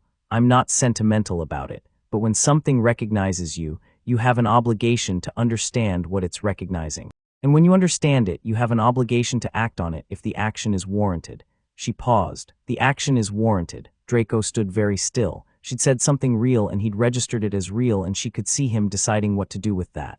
"I'm not signing the petition," he said. "I didn't ask you to," she said. "But I'm not." He stopped, started again. "I'm not going to work against it either." She looked at him. "Why not?" "Because," he said, with the careful precision of someone figuring out their own answer while they said it, "I'm tired of defending things I'm not sure I believe in." He looked away. "And because whatever you found down there," he stopped completely. She waited. "There are things about Slytherin's history that nobody talks about honestly," he said. "Not the blood purity, I'm not defending that. Other things, the actual history, what the house was supposed to be." He looked back at her. "If your petition opens that conversation even partially, it will," she said. He nodded, once sharp, decisive. "Then I'll be watching," he said, and walked away. She watched him go. His companions fell back into step with him, confused, which was fine. She was more interested in what Draco Malfoy would be, when he stopped defending what he'd been given and started building what he actually wanted. She had a theory. She was going to let it prove itself. That evening she went down to the antechamber. She sat in the middle of the floor and took out the fragment and held it, and following Pugsley's offhand advice with the same seriousness she applied to most things, said, "Are you all right?" The not voice was quiet for a moment in the particular way it was quiet when she'd done something unexpected. That is an unusual question, it said. Apparently I'm not asking it enough, she said. I am. A pause that felt like searching for accurate vocabulary. I am more than I have been, in a very long time. Another pause. Having purpose clarifies existence. Whatever I am now, I am clearer than I was. Good, she said and meant it. She sat in the antechamber for another hour and they talked, not about strategy, not about the school's architecture, but about what magic actually was, underneath its rules and its classifications and its wand movements and its incantations. About the quality the fragment had identified in her, the being understood by magic. About what the founders had believed before they disagreed about everything else. It was the best conversation she'd had at Hogwarts so far. She came back up through the shaft and the false wall and through the dungeon corridors and into the common room, and Blaise was there with a cup of tea going cold and a look of someone who had been waiting. The petition, he said. When? 3 days, she said. It's ready. I'm giving people time to read it before they sign. How many signatures? Enough, she said, and climbing, he handed her the cold tea. She took it because it was there and she'd been underground for an hour, and the castle's stone cold had gotten into her hands. What happens after the petition? He said. She drank the tea and looked at the underwater green light of the common room, the lake pressing dark against the windows, the same lake she'd looked at on her first night here when she'd felt the depth beneath her. The conversation happens, she said, in daylight, with documentation, and anyone who's been waiting to have it finally has the structure to stand in. And if the Board of Governors refuses to act, then we learn something important about the Board of Governors, she said, and we adapt. He looked at her steadily. You're not going to win this in 3 weeks Wednesday. I know, she said. This is a long game. All real games are long, she said. Short games are just events. She set down the tea. The petition is the opening, not the end. He was quiet for a moment. Then, the fragment. What does it actually think is going to happen? She considered the question. It thinks I'm the most interesting thing that's happened to this school in 100 years, she said, and it thinks I should probably sleep more. Blaise looked startled. The 800-year-old consciousness is telling you to sleep.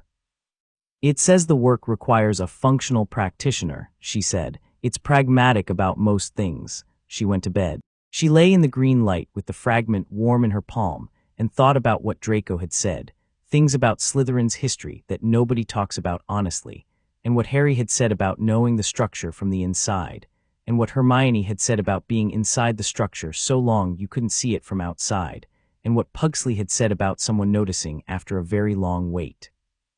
She thought about how a school was supposed to be, and how it was, and the distance between those two things, and what could be built in that distance if you were careful and patient and unafraid.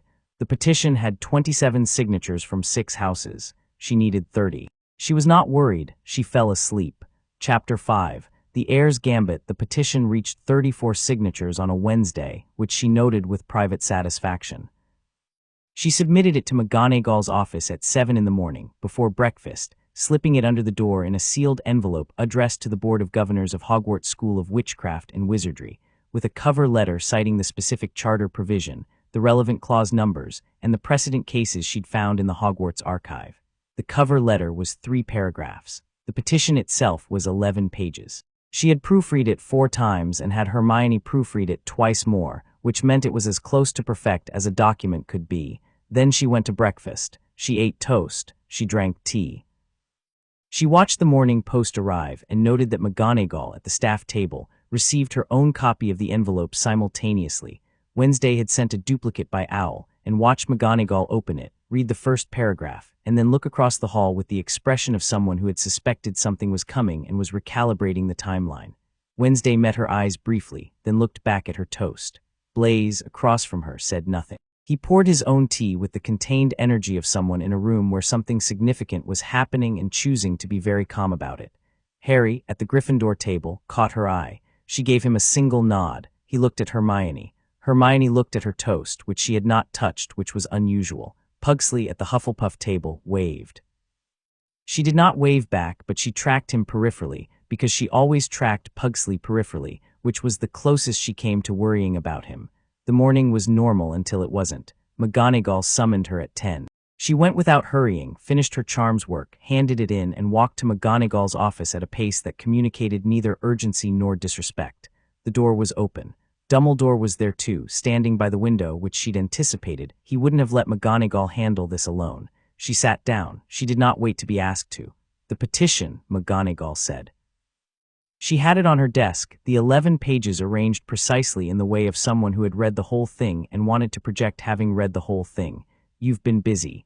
"Yes," Wednesday said. 34 signatures, Dumbledore said from the window, "from 5 houses, including Mr. Potter and Miss Granger.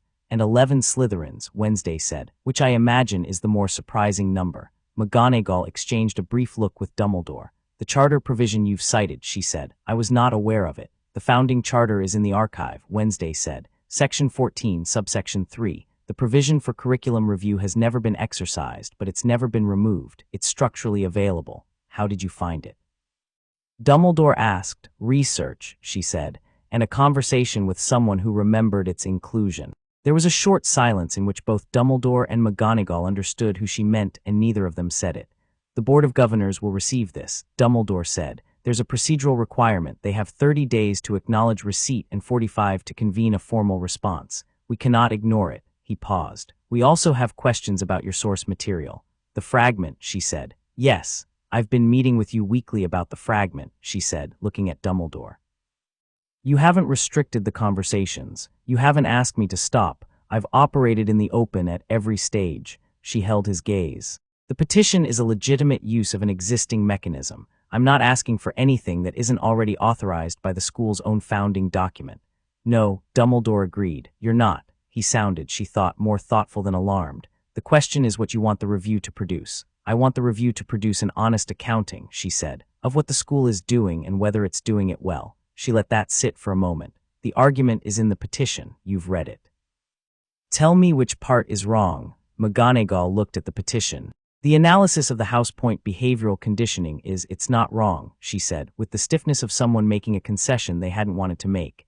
"It's perhaps not as nuanced as, which part is factually wrong," Wednesday said. A pause. "None of it," McGonagall said. "Some of it is incomplete. Some of it is argued from limited data, but factually wrong." She stopped.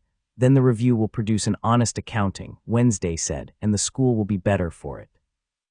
She looked at Dumbledore. "You believe education should be better than what currently exists. You've said so, in various forms, for 40 years. The petition is an instrument. Use it." Dumbledore looked at her for a long moment. "You know," he said, "Salazar Slytherin was also very good at presenting people with the instrument they needed and the argument that made it seem obvious." "I know," she said. "He told me." Something shifted in Dumbledore's expression, a flicker of something she'd classify as genuine surprise, the real kind he didn't manage down fast enough. He recovered. "The petition will go to the board," he said. "I will not obstruct it. I do have one request." "Tell me what it is," she said. "When the response comes, and some of the response will be hostile, from the governors who benefit from the current structure, come to me before you act on it." He looked at her steadily. "I'm not asking you to defer. I'm asking for the conversation." "You'll have it," she said. She left McGonagall's office and walked back toward the dungeons with the clean clarity of someone who had done a thing and moved past it. The petition was submitted. The process was running. The next move was the boards, and she had 30 days before she needed to respond to whatever they did. She used 30 days well.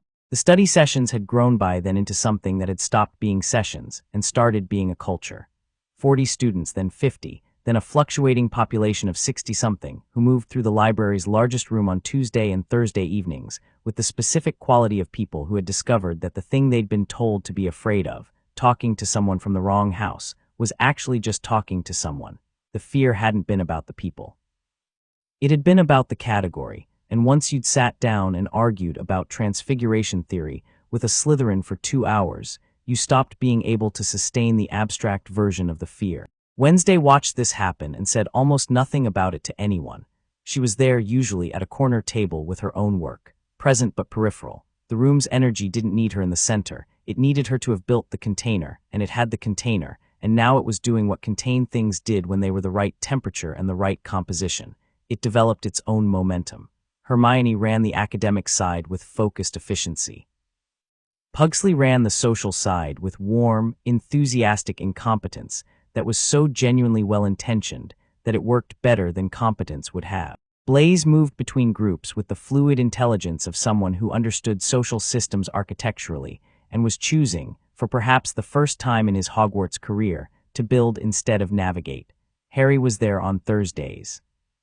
He sat in the middle of the room, not at a table exactly his. He'd never been a person who had a table exactly his. He existed in spaces rather than owning them, and he answered questions when people asked and sometimes raised his own questions, which turned into discussions, and the discussions always managed to circle around to something real. He didn't lecture. He didn't perform. He just talked and people talked back, and the quality of the room shifted when he was in it in a way that had nothing to do with his name.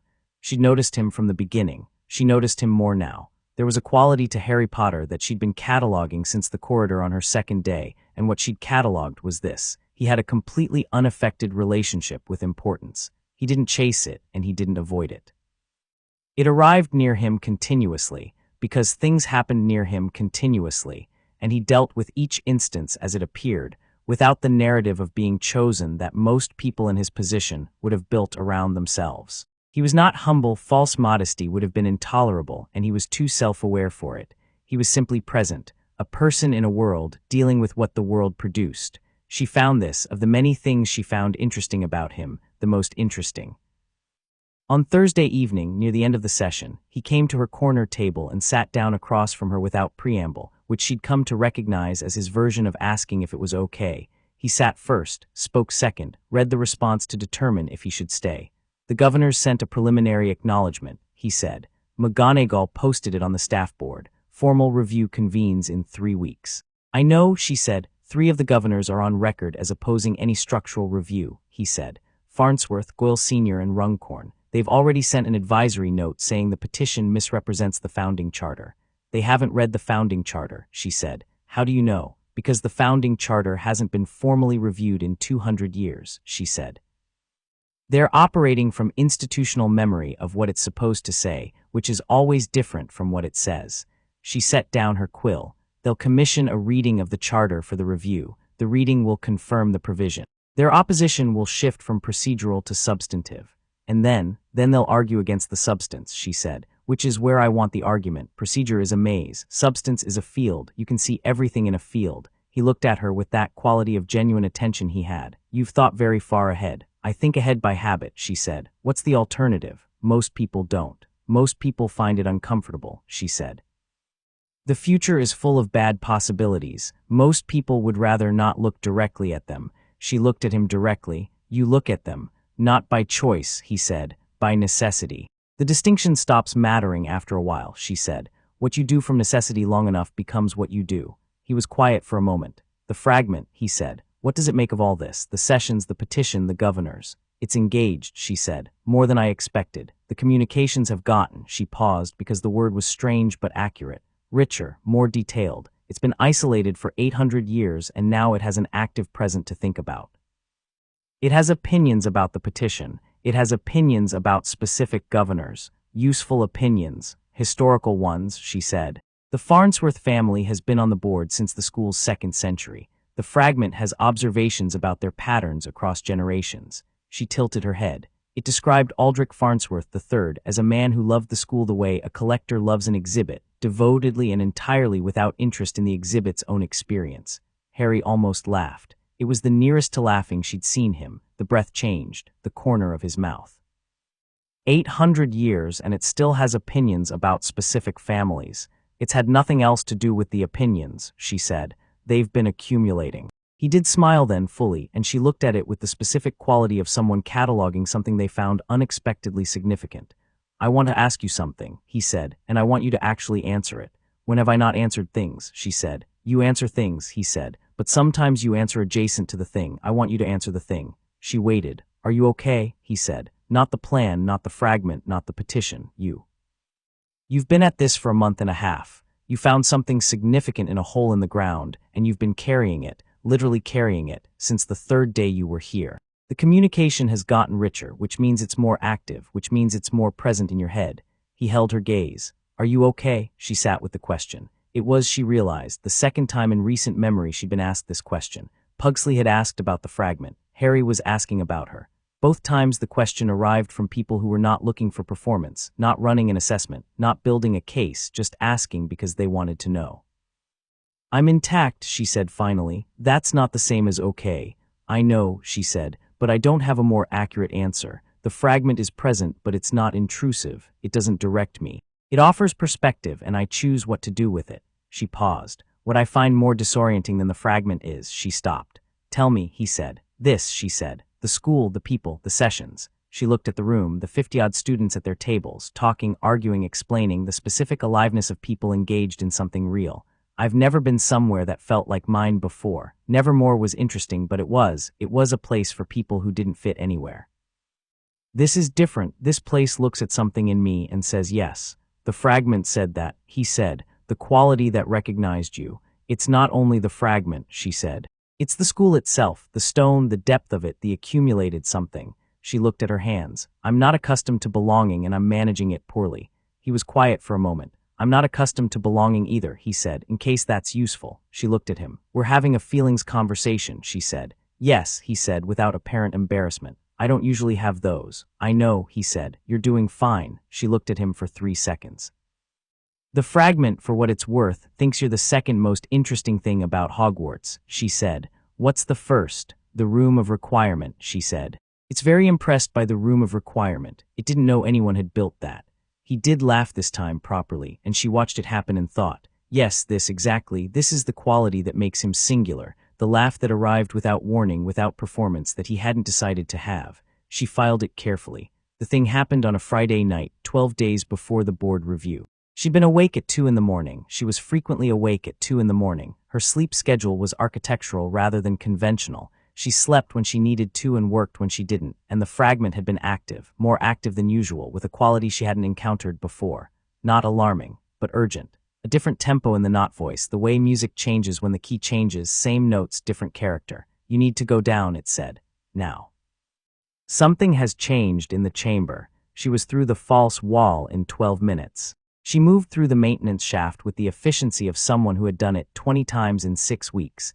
And she was in the antechamber, lit by her wand, because even she needed light for this, within 15 minutes of the fragment's first communication. The antechamber was different.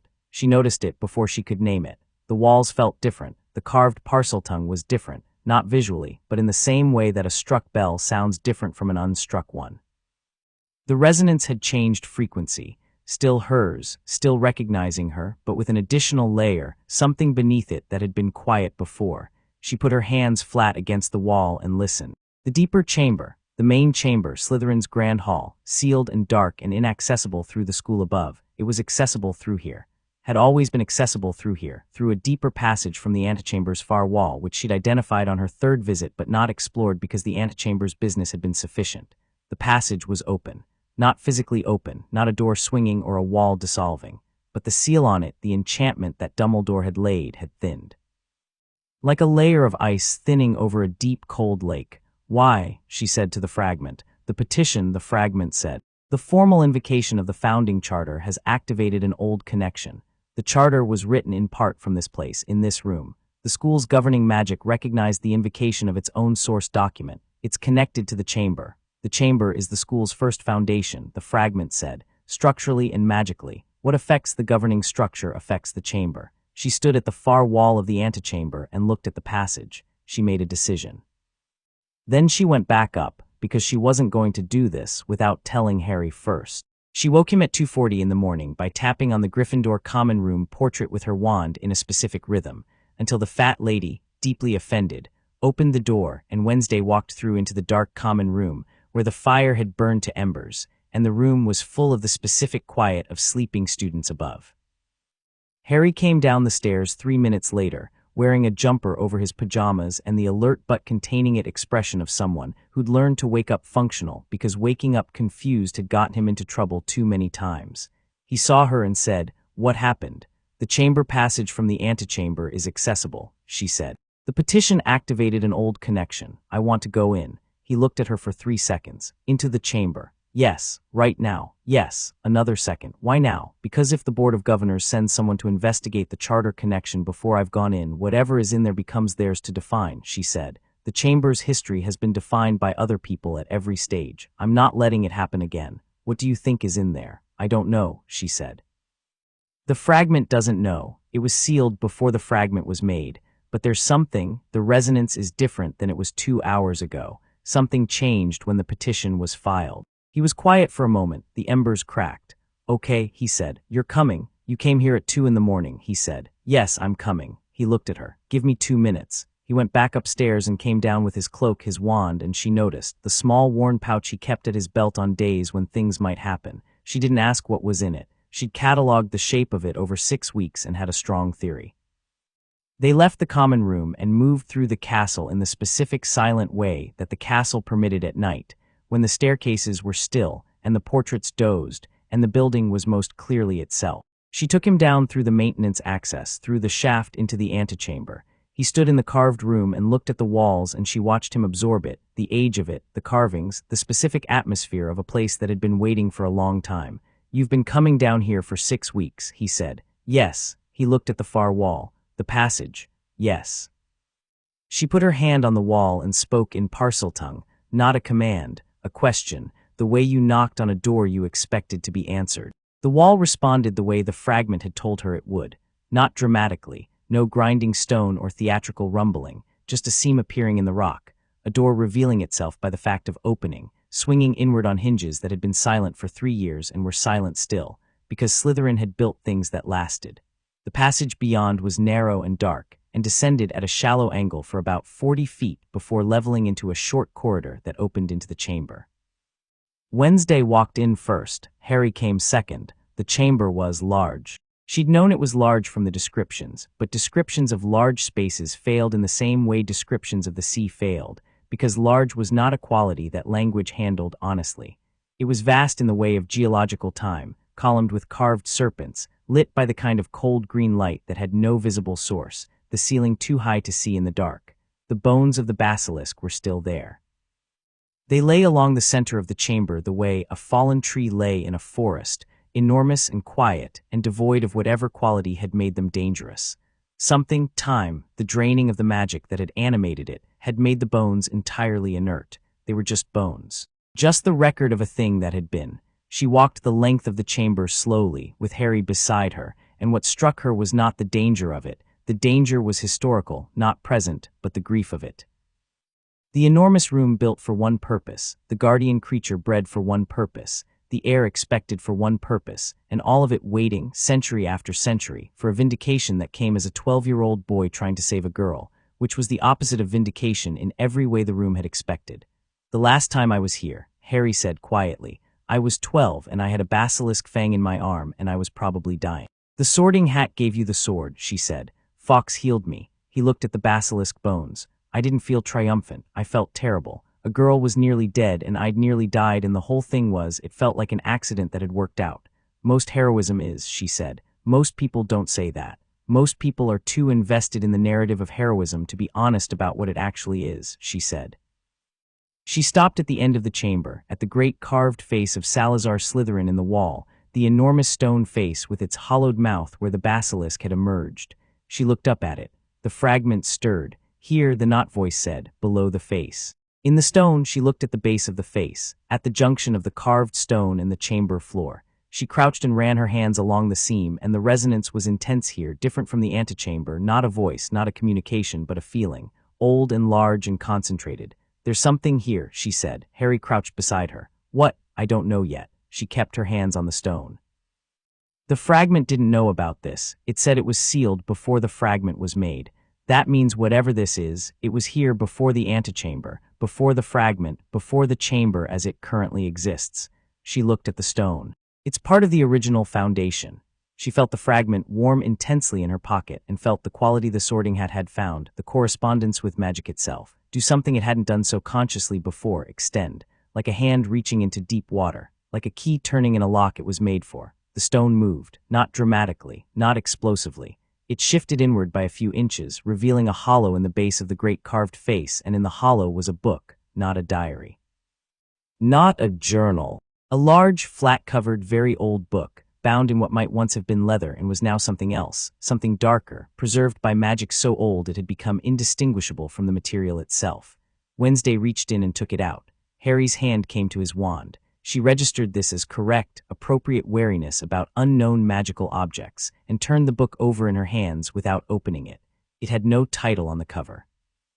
The cover had the same parcel-tongue carvings as the antechamber walls, and the same marking the fragment had for remnant and voice, but also others. She read what she could.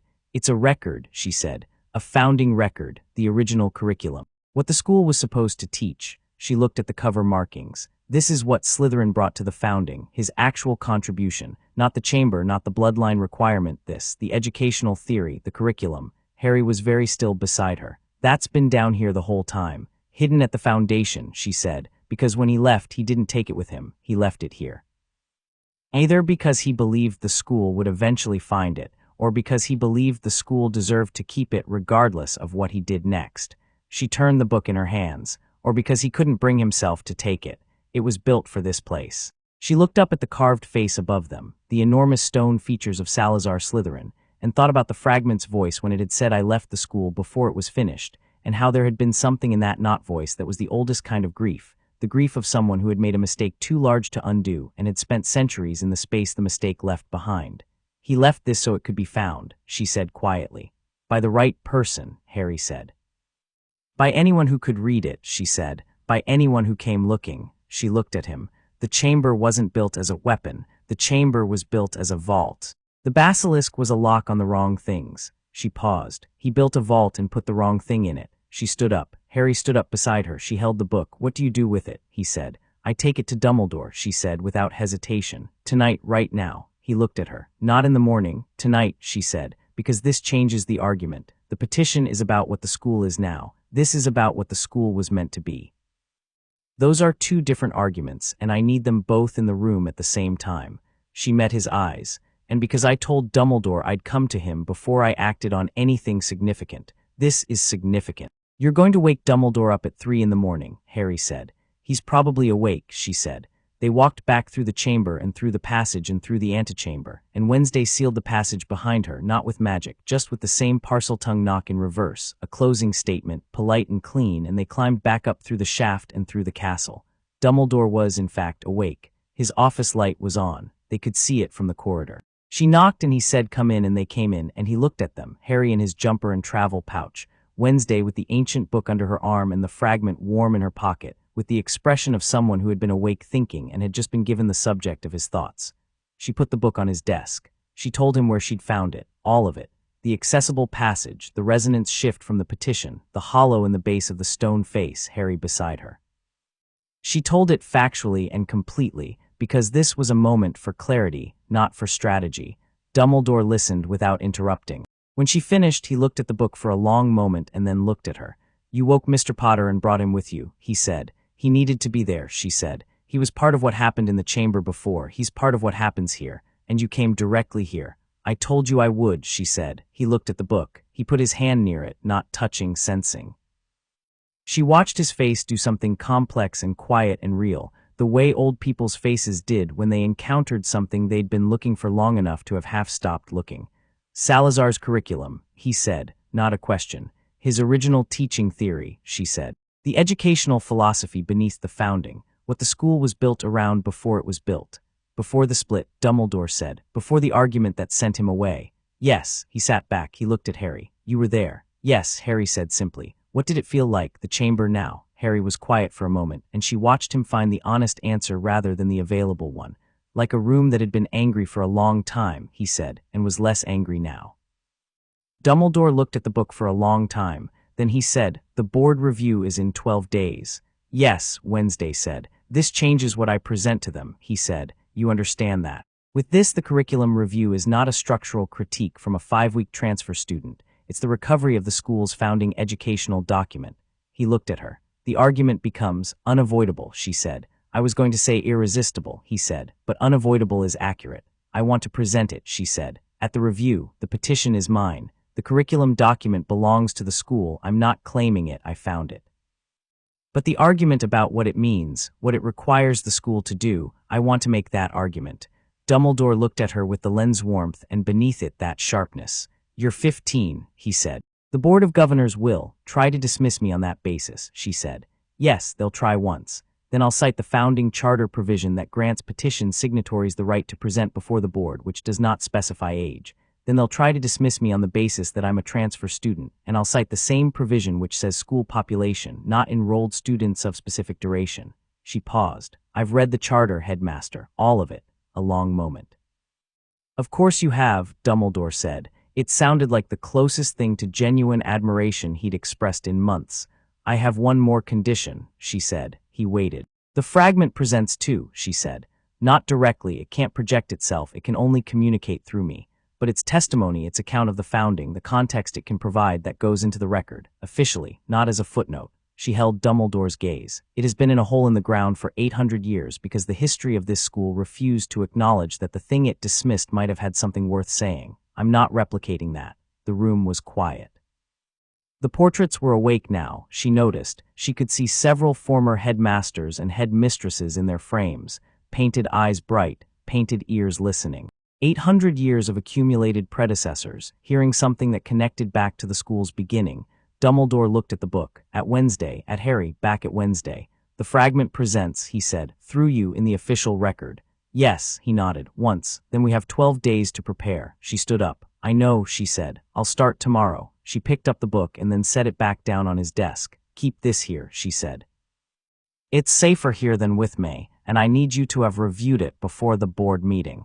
He looked at where she'd placed it. Thank you, he said, and said it with the specific weight of someone who meant more by it than the words alone carried. She left without ceremony, and Harry left with her. In the corridor outside the gargoyle, Harry said, You left the book. He needed to see I wasn't keeping it, she said. I found it, but I'm not claiming it. There's a difference between discovery and ownership. You gave him the most powerful piece of evidence in the argument, he said. No, she said. I gave him the most powerful piece of evidence in his argument. My argument is the petition. His argument is the curriculum. She looked at him. They're better as separate instruments than as one weapon. He looked at her for a moment. You're terrifying, he said, but not the way people said it when they meant dangerous. The way people said it when they meant something they'd never quite encountered before and found they didn't want to encounter any differently. Thank you, she said, in the same tone Dumbledore had used, meaning more than the words. She walked back toward the dungeons. He walked back toward Gryffindor Tower. At the junction of corridors where their paths split, he stopped. Wednesday, he said. She stopped. For what it's worth, he said. The school recognizing you, you should let it. He paused. You should let yourself recognize it back. She stood in the corridor at 3:40 in the morning, with the castle breathing its deep vertical breath around her, and the fragment warm in her pocket, and the evidence of something 8 centuries old beginning, finally, to come right. She looked at him across the dark corridor. I already do, she said. She walked back to the dungeons, and the castle settled around her, and below it all in the antechamber with its carved walls, the empty bowl in the floor held the shape of what had rested in it for centuries and was now out in the world, doing what it was meant to do. Chapter 6. 2 Kinds of Chosen. The Board of Governors convened on a Thursday. There were 12 of them, and they arrived in the way that people arrived when they wanted their arrival to mean something, in formal robes, in deliberate pairs, with the composed authority of people accustomed to rooms where their presence set the temperature. They filed into the great hall, which Dumbledore had reconfigured for the occasion, a long table at the front for the governors, chairs for the school's senior staff, and behind them the open floor of the hall with its benches rearranged to face forward. Students had been invited to observe, which was itself unprecedented, and which 3 of the governors had already objected to in writing. Dumbledore had cited the founding charter. Wednesday had told him which clause. She sat in the front row of the student section, in the center, with Hermione on her left and Blaise on her right, and Pugsley 1 seat further in his Hufflepuff robes looking simultaneously out of place and entirely comfortable, which was his general condition. Harry sat in the row behind her. Not beside her, he'd positioned himself deliberately behind and slightly to the right, which she'd registered as a tactical choice. He was a second line, not a first. He trusted her to handle the front. She'd brought the fragment. It was warm in her pocket with a quality she'd come to recognize as anticipation. The governor who opened proceedings was a woman named Lydia Ashworth, who chaired the board and had been doing so for 11 years. She was precise, businesslike, and had the kind of controlled energy that came from being very good at managing rooms. Wednesday had read everything available about her, which was a matter of public record, and her conclusion was intelligent, institutionally loyal, persuadable by good evidence, hostile to what she perceived as grandstanding. Wednesday did not intend to grandstand. Ashworth opened with the procedural context, the charter provision, the petition, the founding document recovered from the chamber. She described the last item in flat, factual language that nonetheless produced a visible ripple of reaction through the governors when it registered. Several of them had been briefed. Several had not. The ones who hadn't were doing rapid recalibration behind their composed faces. The governor named Farnsworth, the current bearer of the name the fragment had been collecting opinions about for several generations, leaned forward before Ashworth had finished the opening. He was in his 60s, broad-shouldered, with the look of someone who had never been told no in a setting he considered important. "Before we proceed," he said, "I'd like to address the provenance issue." The petition was filed by a transfer student, a fifth-year who has been at this school for, he looked at his notes, 41 days. The idea that this individual has standing to present a foundational critique of Hogwarts' educational structure to this board, the charter provision grants standing to any petition signatory, Wednesday said. The room turned to look at her. Farnsworth looked at her with the specific expression of someone who had not expected to be interrupted by the person they were discussing. "I wasn't addressing you. You were addressing the question of my standing," she said, conversationally, without heat. "I'm the most relevant source of information on that question." She looked at Ashworth. Section 14, subsection 3 of the founding charter. Any signatory of a formal review petition holds the right of address before the convened board, regardless of house, year, age, or tenure of enrollment. She paused. "I'm happy to cite the original Parseltongue if the translation is contested." A short silence. "You read the original Parseltongue," Farnsworth said. "I read most things," she said. Ashworth looked at Farnsworth with the brief, contained look of someone managing a colleague who was making their shared situation worse. "The standing is procedurally established," she said. "We'll hear the presentation." Wednesday presented for 45 minutes. She stood at the front of the hall without notes. The argument was in her head in the clean, organized way of something she'd built rather than memorized, and she moved through it the way you moved through a house you'd designed, knowing where every room led and why, knowing which walls were structural and which were decoration. She began with the founding charter and what it said about educational purpose. She moved through the historical development of the house system, using the fragment's perspective to fill in the founding period in a level of detail that silenced even the hostile governors, not because it was dramatic, but because it was precise. Specific decisions, specific years, specific individuals, described with the matter-of-fact clarity of a first-hand account relayed through a fluent interpreter. She moved to the present. The study session data, 37 days, attendance growth from 12 to 63, measurable improvement in OWL preparation scores across participating students, was presented without editorializing. She showed the behavioral conditioning analysis that had made Hermione uncomfortable and watched it make the governors uncomfortable in real time. She presented the curriculum document, not its full contents. Dumbledore had spent 12 days reading it and had given her a summary of its key provisions, but its existence and its implication. Salazar Slytherin's original educational philosophy, buried at the school's foundation for 8 centuries, recovering a founding intention that the subsequent institution had systematically diverged from.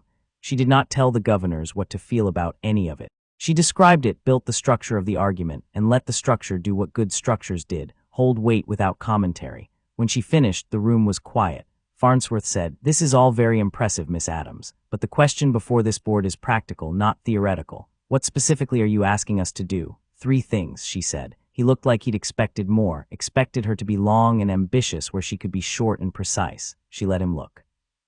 First, a formal curriculum review, convened within 90 days, with student representation on the review committee, not observational presence, voting membership. She held his gaze. Second, the founding curriculum document to be formally incorporated into the school's archive and its provisions studied for contemporary application. Not implemented wholesale, studied, the academic process to determine what's relevant. She paused. Third, the inter-house study sessions, currently running on an informal student-organized basis to receive formal institutional support. Space, scheduling, acknowledgement, not mandate support. The room was quiet for 3 seconds. "That's it," said a governor near the end of the table, a woman named Clearwater, who had been watching Wednesday with the specific attention of someone who kept revising her assessment. "That's it," Wednesday said. "The 3 things create conditions for change. I'm not asking the board to change the school. I'm asking you to create the conditions under which the school can change itself." She looked at Clearwater directly. "Institutions don't change by decree. They change when the people inside them have the space and the structure to move." Clearwater looked at the petition in front of her. Then she looked at Farnsworth. The governors deliberated for an hour and 20 minutes. The students remained in the hall, which was itself a condition Wednesday had negotiated through Dumbledore. Standard practice would have cleared the room, but the founding charter's provision for student address implied the right to hear the outcome of that address, and Dumbledore had made this case in the pre-meeting correspondence. The hall during deliberation was the most interesting 45 minutes Wednesday had spent at Hogwarts, which was saying a great deal. It wasn't quiet. 60-odd students in a room with something significant happening were never going to be quiet, but the quality of the noise was different from usual, lower, more thoughtful, the specific ambient sound of people actually talking rather than performing talking. She heard fragments. A Hufflepuff girl too rose back saying, "But the study sessions actually work. I got 12 points better on my last charms essay." A Ravenclaw boy saying the founding charter provision is fascinating. I never knew it existed. Two Slytherin students having what appeared to be a genuine argument about whether the curriculum review would help or hurt their house's position, which was progress. They were arguing the substance rather than the allegiance. Blaise said quietly beside her, "You were precise. The argument required it," she said. Farnsworth looked like he'd been handed something he didn't know how to put down, he said. "That's the goal," she said. "You can refuse an argument you disagree with. It's much harder to refuse an argument you can't find the flaw in." Harry leaned forward from the row behind her. "Clearwater," he said low, "she was with you before you finished." "I know," Wednesday said. "She's been on the board 8 years. She has a daughter who goes to school somewhere that isn't Hogwarts and who, according to public records, cited the house system as a reason she didn't want to attend." She paused. "I didn't say that in the presentation, but it's why she was already thinking about the argument before I made it." "You researched all the governors," Hermione said from her left. "Of course I did," Wednesday said. "Why would I walk into a room with 12 people I hadn't researched?" Pugsley, one seat over, was eating something.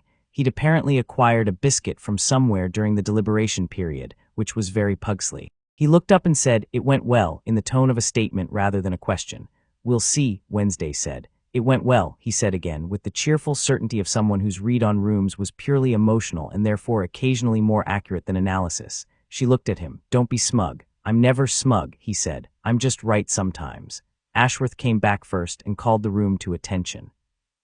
The vote had been 7-5 in favor of accepting all 3 provisions of the petition. The room did the thing rooms did when significant things happened, a collective exhale, then a dozen overlapping reactions. The 60 students responded with the specific energy of people who had been invested in an outcome and were processing it landing. Not a cheer, it wasn't a Quidditch match, but a sustained, real sound of something releasing. Wednesday sat still.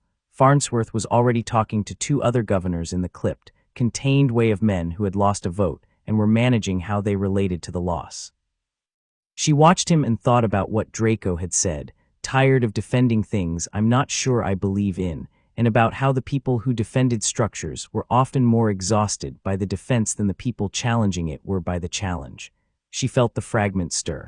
Well, it said in the not voice that she'd stopped thinking of as separate from her own thoughts. 7-5. 7-5, she said, too quietly for anyone to hear. "I didn't expect all 3. "Neither did I," she said. "I expected 2. "Which 2? "The curriculum review and the document archiving," she said. "The study sessions were the long shot. They're the most visible change, the most daily. I thought Farnsworth would block it." "Clearwater," the fragment said. It had the tone of a chess player appreciating a piece. "Clearwater," she agreed, a pause full of something that was not words. "I built this place for this," the fragment said, not with triumph, with something quieter. "Not for this exact moment, I couldn't have imagined this exact moment, but for the possibility of it, that someone would come and see what it was supposed to be and argue for it and be heard." She sat with this. "Are you?" She stopped. "Ask it," the fragment said. "Are you at rest?" she said. "Now." The fragment was warm and still in her pocket. The not voice, when it came, was the quietest it had ever been. "More than I was," it said. "The work continues, that's as it should be. But the beginning of it, the opening of the argument, yes, I am more at rest than I have been in a very long time," she breathed. Around her the room was still moving, governors talking to each other, students talking to each other, McGonagall and Dumbledore conferring at the staff table, and she sat in the center of it as if the center of it was just where she was. Harry found her afterward in the corridor outside the Great Hall, where she'd stepped to be briefly not in a room with 60 people. He came out and leaned against the opposite wall and looked at her with the direct, uncomplicated attention he'd had since the beginning.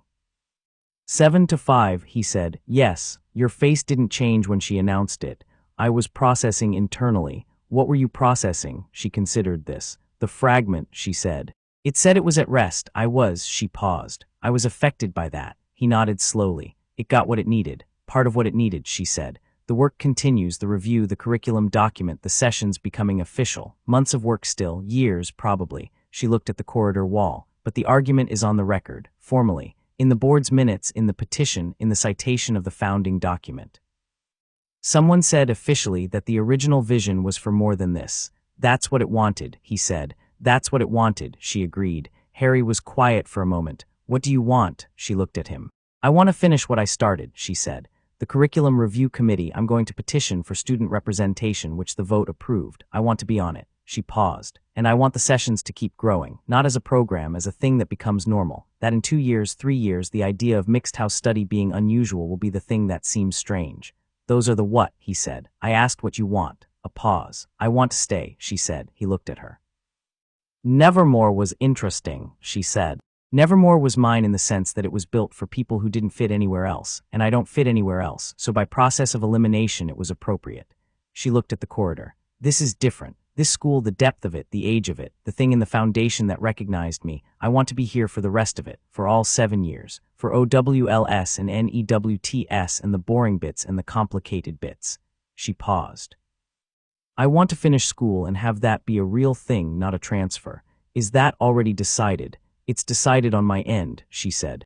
The administrative piece requires Headmistress Weems and my parents and Dumbledore to agree. She paused. I've already written the letter to Weems. He almost smiled. When, 3 weeks ago, she said. I wanted the petition outcome first to make the case stronger, but the letter was ready. And your parents, they'll be delighted, she said. My mother specifically. She has strong opinions about schools that have something genuinely worth being afraid of in the basement. She paused. She's going to want to visit. Your mother is going to want to visit Hogwarts. She's been wanting to visit Hogwarts since before I was born, Wednesday said. She read about the chamber in the 1970s and put it on a list. Harry absorbed this. Your family has a list of places to visit that is sorted by how much there is to be afraid of in the basement, sorted by overall Gothic quality, which is a composite metric, she said. Basement fear is a subcategory. He was quiet for a moment, and she could see him deciding whether to say something which was unusual for him. He usually either said things or didn't, without the visible deliberation. I'm glad you're staying, he said. She looked at him. I know, she said. You've been operating as if I was staying for weeks. I didn't want to assume. You weren't assuming, she said. You were observing correctly. She paused. It's one of the things about you that I find consistently useful. Useful, he said. And other things, she said in the same tone, and looked away before he could decide what to do with that. Draco Malfoy was waiting for her outside the Slytherin common room that evening. Not dramatically, he was simply there, sitting on the bench along the corridor wall with his arms on his knees and the look of someone who had decided to be in a particular place before they'd decided what to do once they got there. He looked up when she came down the stairs. 7 to 5, he said. You were in the hall, she said. I watched, he said. Didn't sign the petition, told you I wouldn't. I remember. He was quiet for a moment. Farnsworth's people are going to push back, he said. The 5 who voted against, they'll spend the next 3 months making the curriculum review as procedurally difficult as possible. Delays, challenges to the student representation, questions about the document's authenticity. I know, she said. You'll need someone who understands how the board operates from the inside, he said. Someone whose family has been navigating board politics for 3 generations. She looked at him steadily. Are you volunteering? I'm observing that there's a role, he said, that I'm suited for. He met her eyes. And I'm observing that you'd be pragmatic enough to use me if you thought it was strategically sound. It's strategically sound, she said. Then I'll be at the next session, he said. The study sessions. He looked slightly pained by this. Not to study, to observe the social architecture. You're going to tell me you're doing it for the observation, she said. And that's fine. People act on their own terms. But in 6 months, when the observation has turned into something else, I'm going to remind you of this conversation. He looked at her with an expression that was divided fairly evenly between irritation and the beginning of respect. You're very strange, he said. Thoroughly, she said. Good night, Malfoy. She went into the common room. He sat in the corridor for another minute before going in after her. Hermione came to find her in the library 2 days later, which was not unusual. What was unusual was that she came with something she'd written, an essay, 12 pages, dense with references, and she set it on the table between them with the look of someone who had done something they were slightly afraid of and were proceeding anyway. "It's about the study sessions," Hermione said. "The behavioral data, the academic results, the sociological implications. I've been keeping records since the second session." She paused. "I want to publish it. There's a journal, Advances in Magical Pedagogy, that accepts student work for its letters section." Wednesday looked at the essay. She picked it up and read the first 3 pages with the focused speed she applied to reading. "This is good," she said. "I know," Hermione said. "I mean," she stopped. "I wanted you to read it first. Because it cites your work, the original mapping document, the petition. I wanted to make sure you were comfortable with how I've represented it." Wednesday read through to the references section, found her mapping document cited correctly, found the petition cited correctly, found the language about the interhouse study sessions described with precision and without the slight editorializing that could have crept in. "Submit it," she said. Hermione breathed out. "You're sure? It's accurate and the argument is well structured." Wednesday set it down. "One note, in the second paragraph on page 7, you say the study sessions demonstrated surprising improvements in cross-house academic collaboration. Remove surprising. It wasn't surprising. It was predictable given the design. The word introduces a bias about what you expected that undermines the objectivity of the data." Hermione picked up the essay and looked at page 7. Her mouth moved slightly. "You're right," she said. "That's yes." She looked up. "Thank you. The data is good," Wednesday said. "Don't let language weaken it." Hermione sat down. She had the look of someone who wanted to say something more than the essay. Wednesday waited. "You changed things," Hermione said, "in 6 weeks. You changed things that have been the same for the whole time I've been here, probably for decades." She paused. "I spent 4 years being uncomfortable with the system and trying to work within it because I didn't have a framework for working outside it that wasn't just breaking rules." She looked at her hands. "You found a framework." "The framework existed," Wednesday said. "The founding charter, the curriculum document, the session data, none of that was mine. I found it. I used it. Finding things and using them correctly is not trivial," Hermione said. "No," Wednesday agreed. "It isn't." A pause. "I'm glad you're staying," Hermione said. "Blaise told me. Through Pugsley, who mentioned it accidentally, which means you told Pugsley." "I told Pugsley because he was going to find out anyway and I preferred to control the timing," Wednesday said. "But you're staying." "Yes." Hermione looked at her directly with the kind of clear, warm intelligence that was its own kind of powerful. "Good," she said, and meant it comprehensively. The last conversation with the fragment happened a week after the board meeting in the antechamber, where she'd come alone one final time before the administrative processes moved into their next phase and the work became institutional rather than excavatory. She sat on the floor. She took out the fragment. She held it in both hands. "What happens now?" she said. "To you. The work you've begun will continue without my active direction," the not voice said. "That's as it should be. My purpose was not to run the project. My purpose was to be found by the right person and to give them what they needed to begin. And you're satisfied that's happened." "Satisfied is perhaps generous," it said, with the old dry quality she'd come to recognize. "I am completed. The way a sentence is completed when it reaches its end. Not done because the meaning continues to exist after the sentence ends, but the act of forming it is complete." She looked at the fragment in her hands. "I want to keep you," she said, "not as a tool. The way you keep something that matters." "Then keep me," it said. "I have no preference about location. I have been in worse places than a young woman's pocket." "You've been in a hole in the ground for 800 years, she said. "Yes, your pocket is a significant upgrade." She looked at the carved walls, the Parseltongue script that was its own self-description, worn into stone by centuries of repeated communication with an empty room. "Will you tell me about the founding?" she said. "Not the political history, the actual founding, what it was like." The fragment was warm and still. There were 4 of them, it said. And for a short time, before the arguments, before the divergence, they were exactly what they believed themselves to be. 4 extraordinary people who had decided that magic deserved more than it was getting, that children deserved to understand the world they were living in.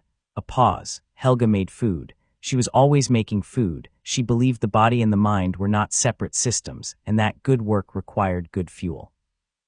Rowena argued with everything, but her arguments always arrived at something better than the starting position.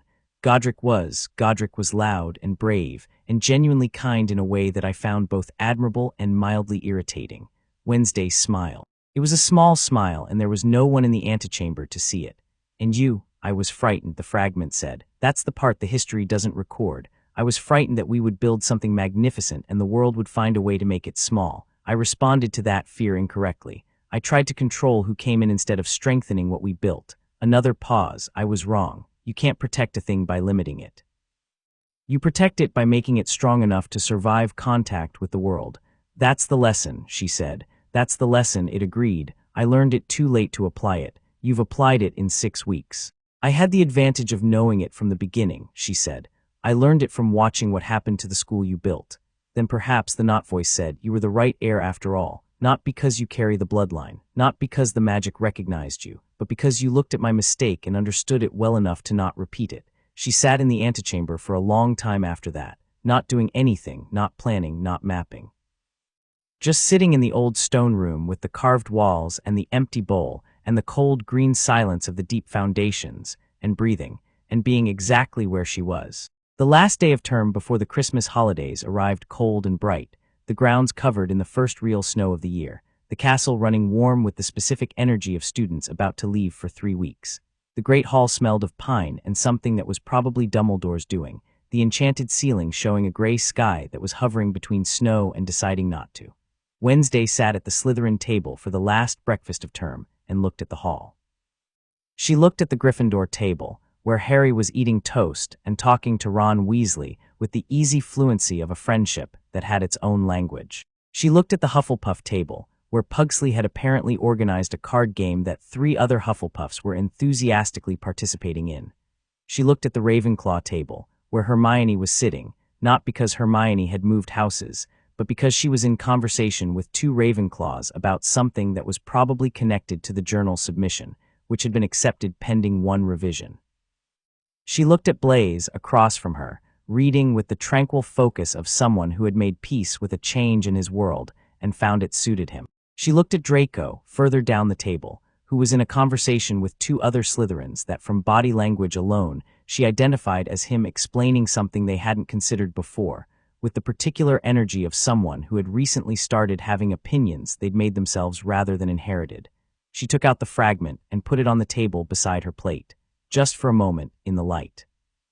It looked in the warm gold of the great hall like exactly what it was, a small piece of very old stone, unremarkable, the kind of thing you'd pick up and put down without a thought. It held its marks on one surface. It was warm from her pocket. She picked it up again and put it back. Harry appeared at the end of the Slytherin table, which was still marginally unusual. Students sat at their house tables by convention, and he had not made a habit of violating this, which meant when he did it was deliberate. He sat down across from her next to Blaise, who moved his book without comment.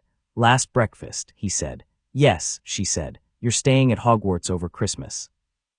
He'd asked already, but she understood the question was something else. A check, the kind people made when they wanted to confirm something they were glad about. "Weem's paperwork processing the permanent transfer takes until January," she said.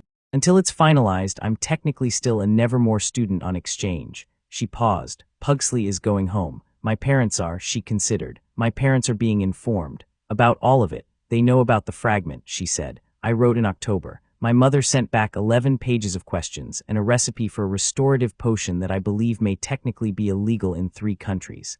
She paused. She also said, and I'm quoting, "Wednesday, you found a piece of Salazar Slytherin in a hole in the ground, and you've been carrying on a philosophical correspondence with him. This is the proudest we have ever been, and that includes the time you built a functional trebuchet at age 9. Harry was very still for a moment. Then he said, "Your family is extraordinary." "Yes," she said. "I mean that genuinely." "I know," she said. "So do I." He ate a piece of toast. She ate a piece of toast. Around them the great hall was moving and loud and warm with the last day energy of a school at the edge of rest. "The curriculum review committee meets in February," he said. "I know." "I'll be on it." She looked at him. "So will you if you want to be. I've nominated you for the student representation." He blinked, without asking. "I'm asking now," she said. "Retroactively." He looked at her for a moment with the expression she'd come to understand was his version of actually amused but not committing to it. "Yes," he said. "Obviously yes." "Good," she said. They finished breakfast. Around them students began moving, gathering bags, saying their temporary farewells, the hall filling with the warm chaos of departure. She stayed seated when others started to leave, and he stayed too, neither of them in any particular hurry. "One thing," he said when the hall had thinned. "Tell me." "The chamber," he said. The bones are still down there. The room it's not sealed anymore, not properly. What happens with it? She had been thinking about this. It should be opened, she said. Formally, studied. The antechamber, the carvings, the chamber itself. There's significant historical value, and the founding curriculum document came from there. It belongs in the school's record, not in a sealed basement. Open to who? To anyone who wants to understand the school's history honestly, she said. Not a tourist attraction, an archive. She paused. Dawlish could use it as a defense classroom, frankly. There's nothing to defend against anymore, but the architecture, the history, students should be able to access it. You want to make Slytherin's Chamber of Secrets a classroom, Harry said.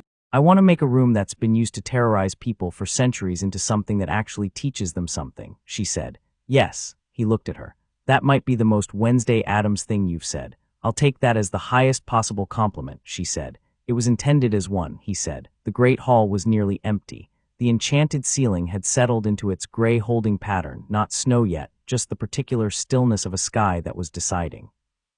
The Christmas decorations caught the early morning light, and the fire in the hall burned warm and low, and the castle breathed around them, stone and magic and age, deeply and contentedly itself. Wednesday looked at the hall, her hall, she had decided, in the way that things could be yours without possession, without exclusivity, just belonging in the sense of fitting, and felt the fragment warm and steady in her pocket and thought about a sentence completing itself.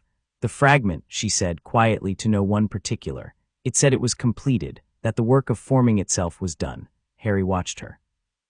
I think, she said slowly, that it was telling me something about itself that also applied to this. The beginning of it, the first 6 weeks. She looked at the hall. The argument exists now. It's on the record. The conditions are created. What happens next is different work, longer work, institutional work. She paused. I'm ready for different work. What's different about it? Less excavation, she said. More building, he nodded. That's a better job, he said. It's a harder one, she said. Yes, he said, but you're good at hard things. She looked at him. So are you, she said in exactly the same tone, a beat. Okay, he said. Okay, she said. They got up and left the great hall together, out into the corridor and toward the castle's morning business. And Wednesday Addams, who had arrived 43 days ago on a Tuesday with a trunk and a carriage and an insufficient warning from a headmistress who'd run out of precise language for what she was sending, walked through the school that had recognized her, that she had recognized back, that she had opened and examined and begun to repair. She was not done. She was also, for the first time in her life, exactly where she was supposed to be. The fragment was warm in her pocket, quiet and completed and present, and the castle breathed its deep breath around her, and the work continued, and she was 15 years old and unafraid, and the school was better than it had been, and she had made it so, and there was still so much to make. She walked on.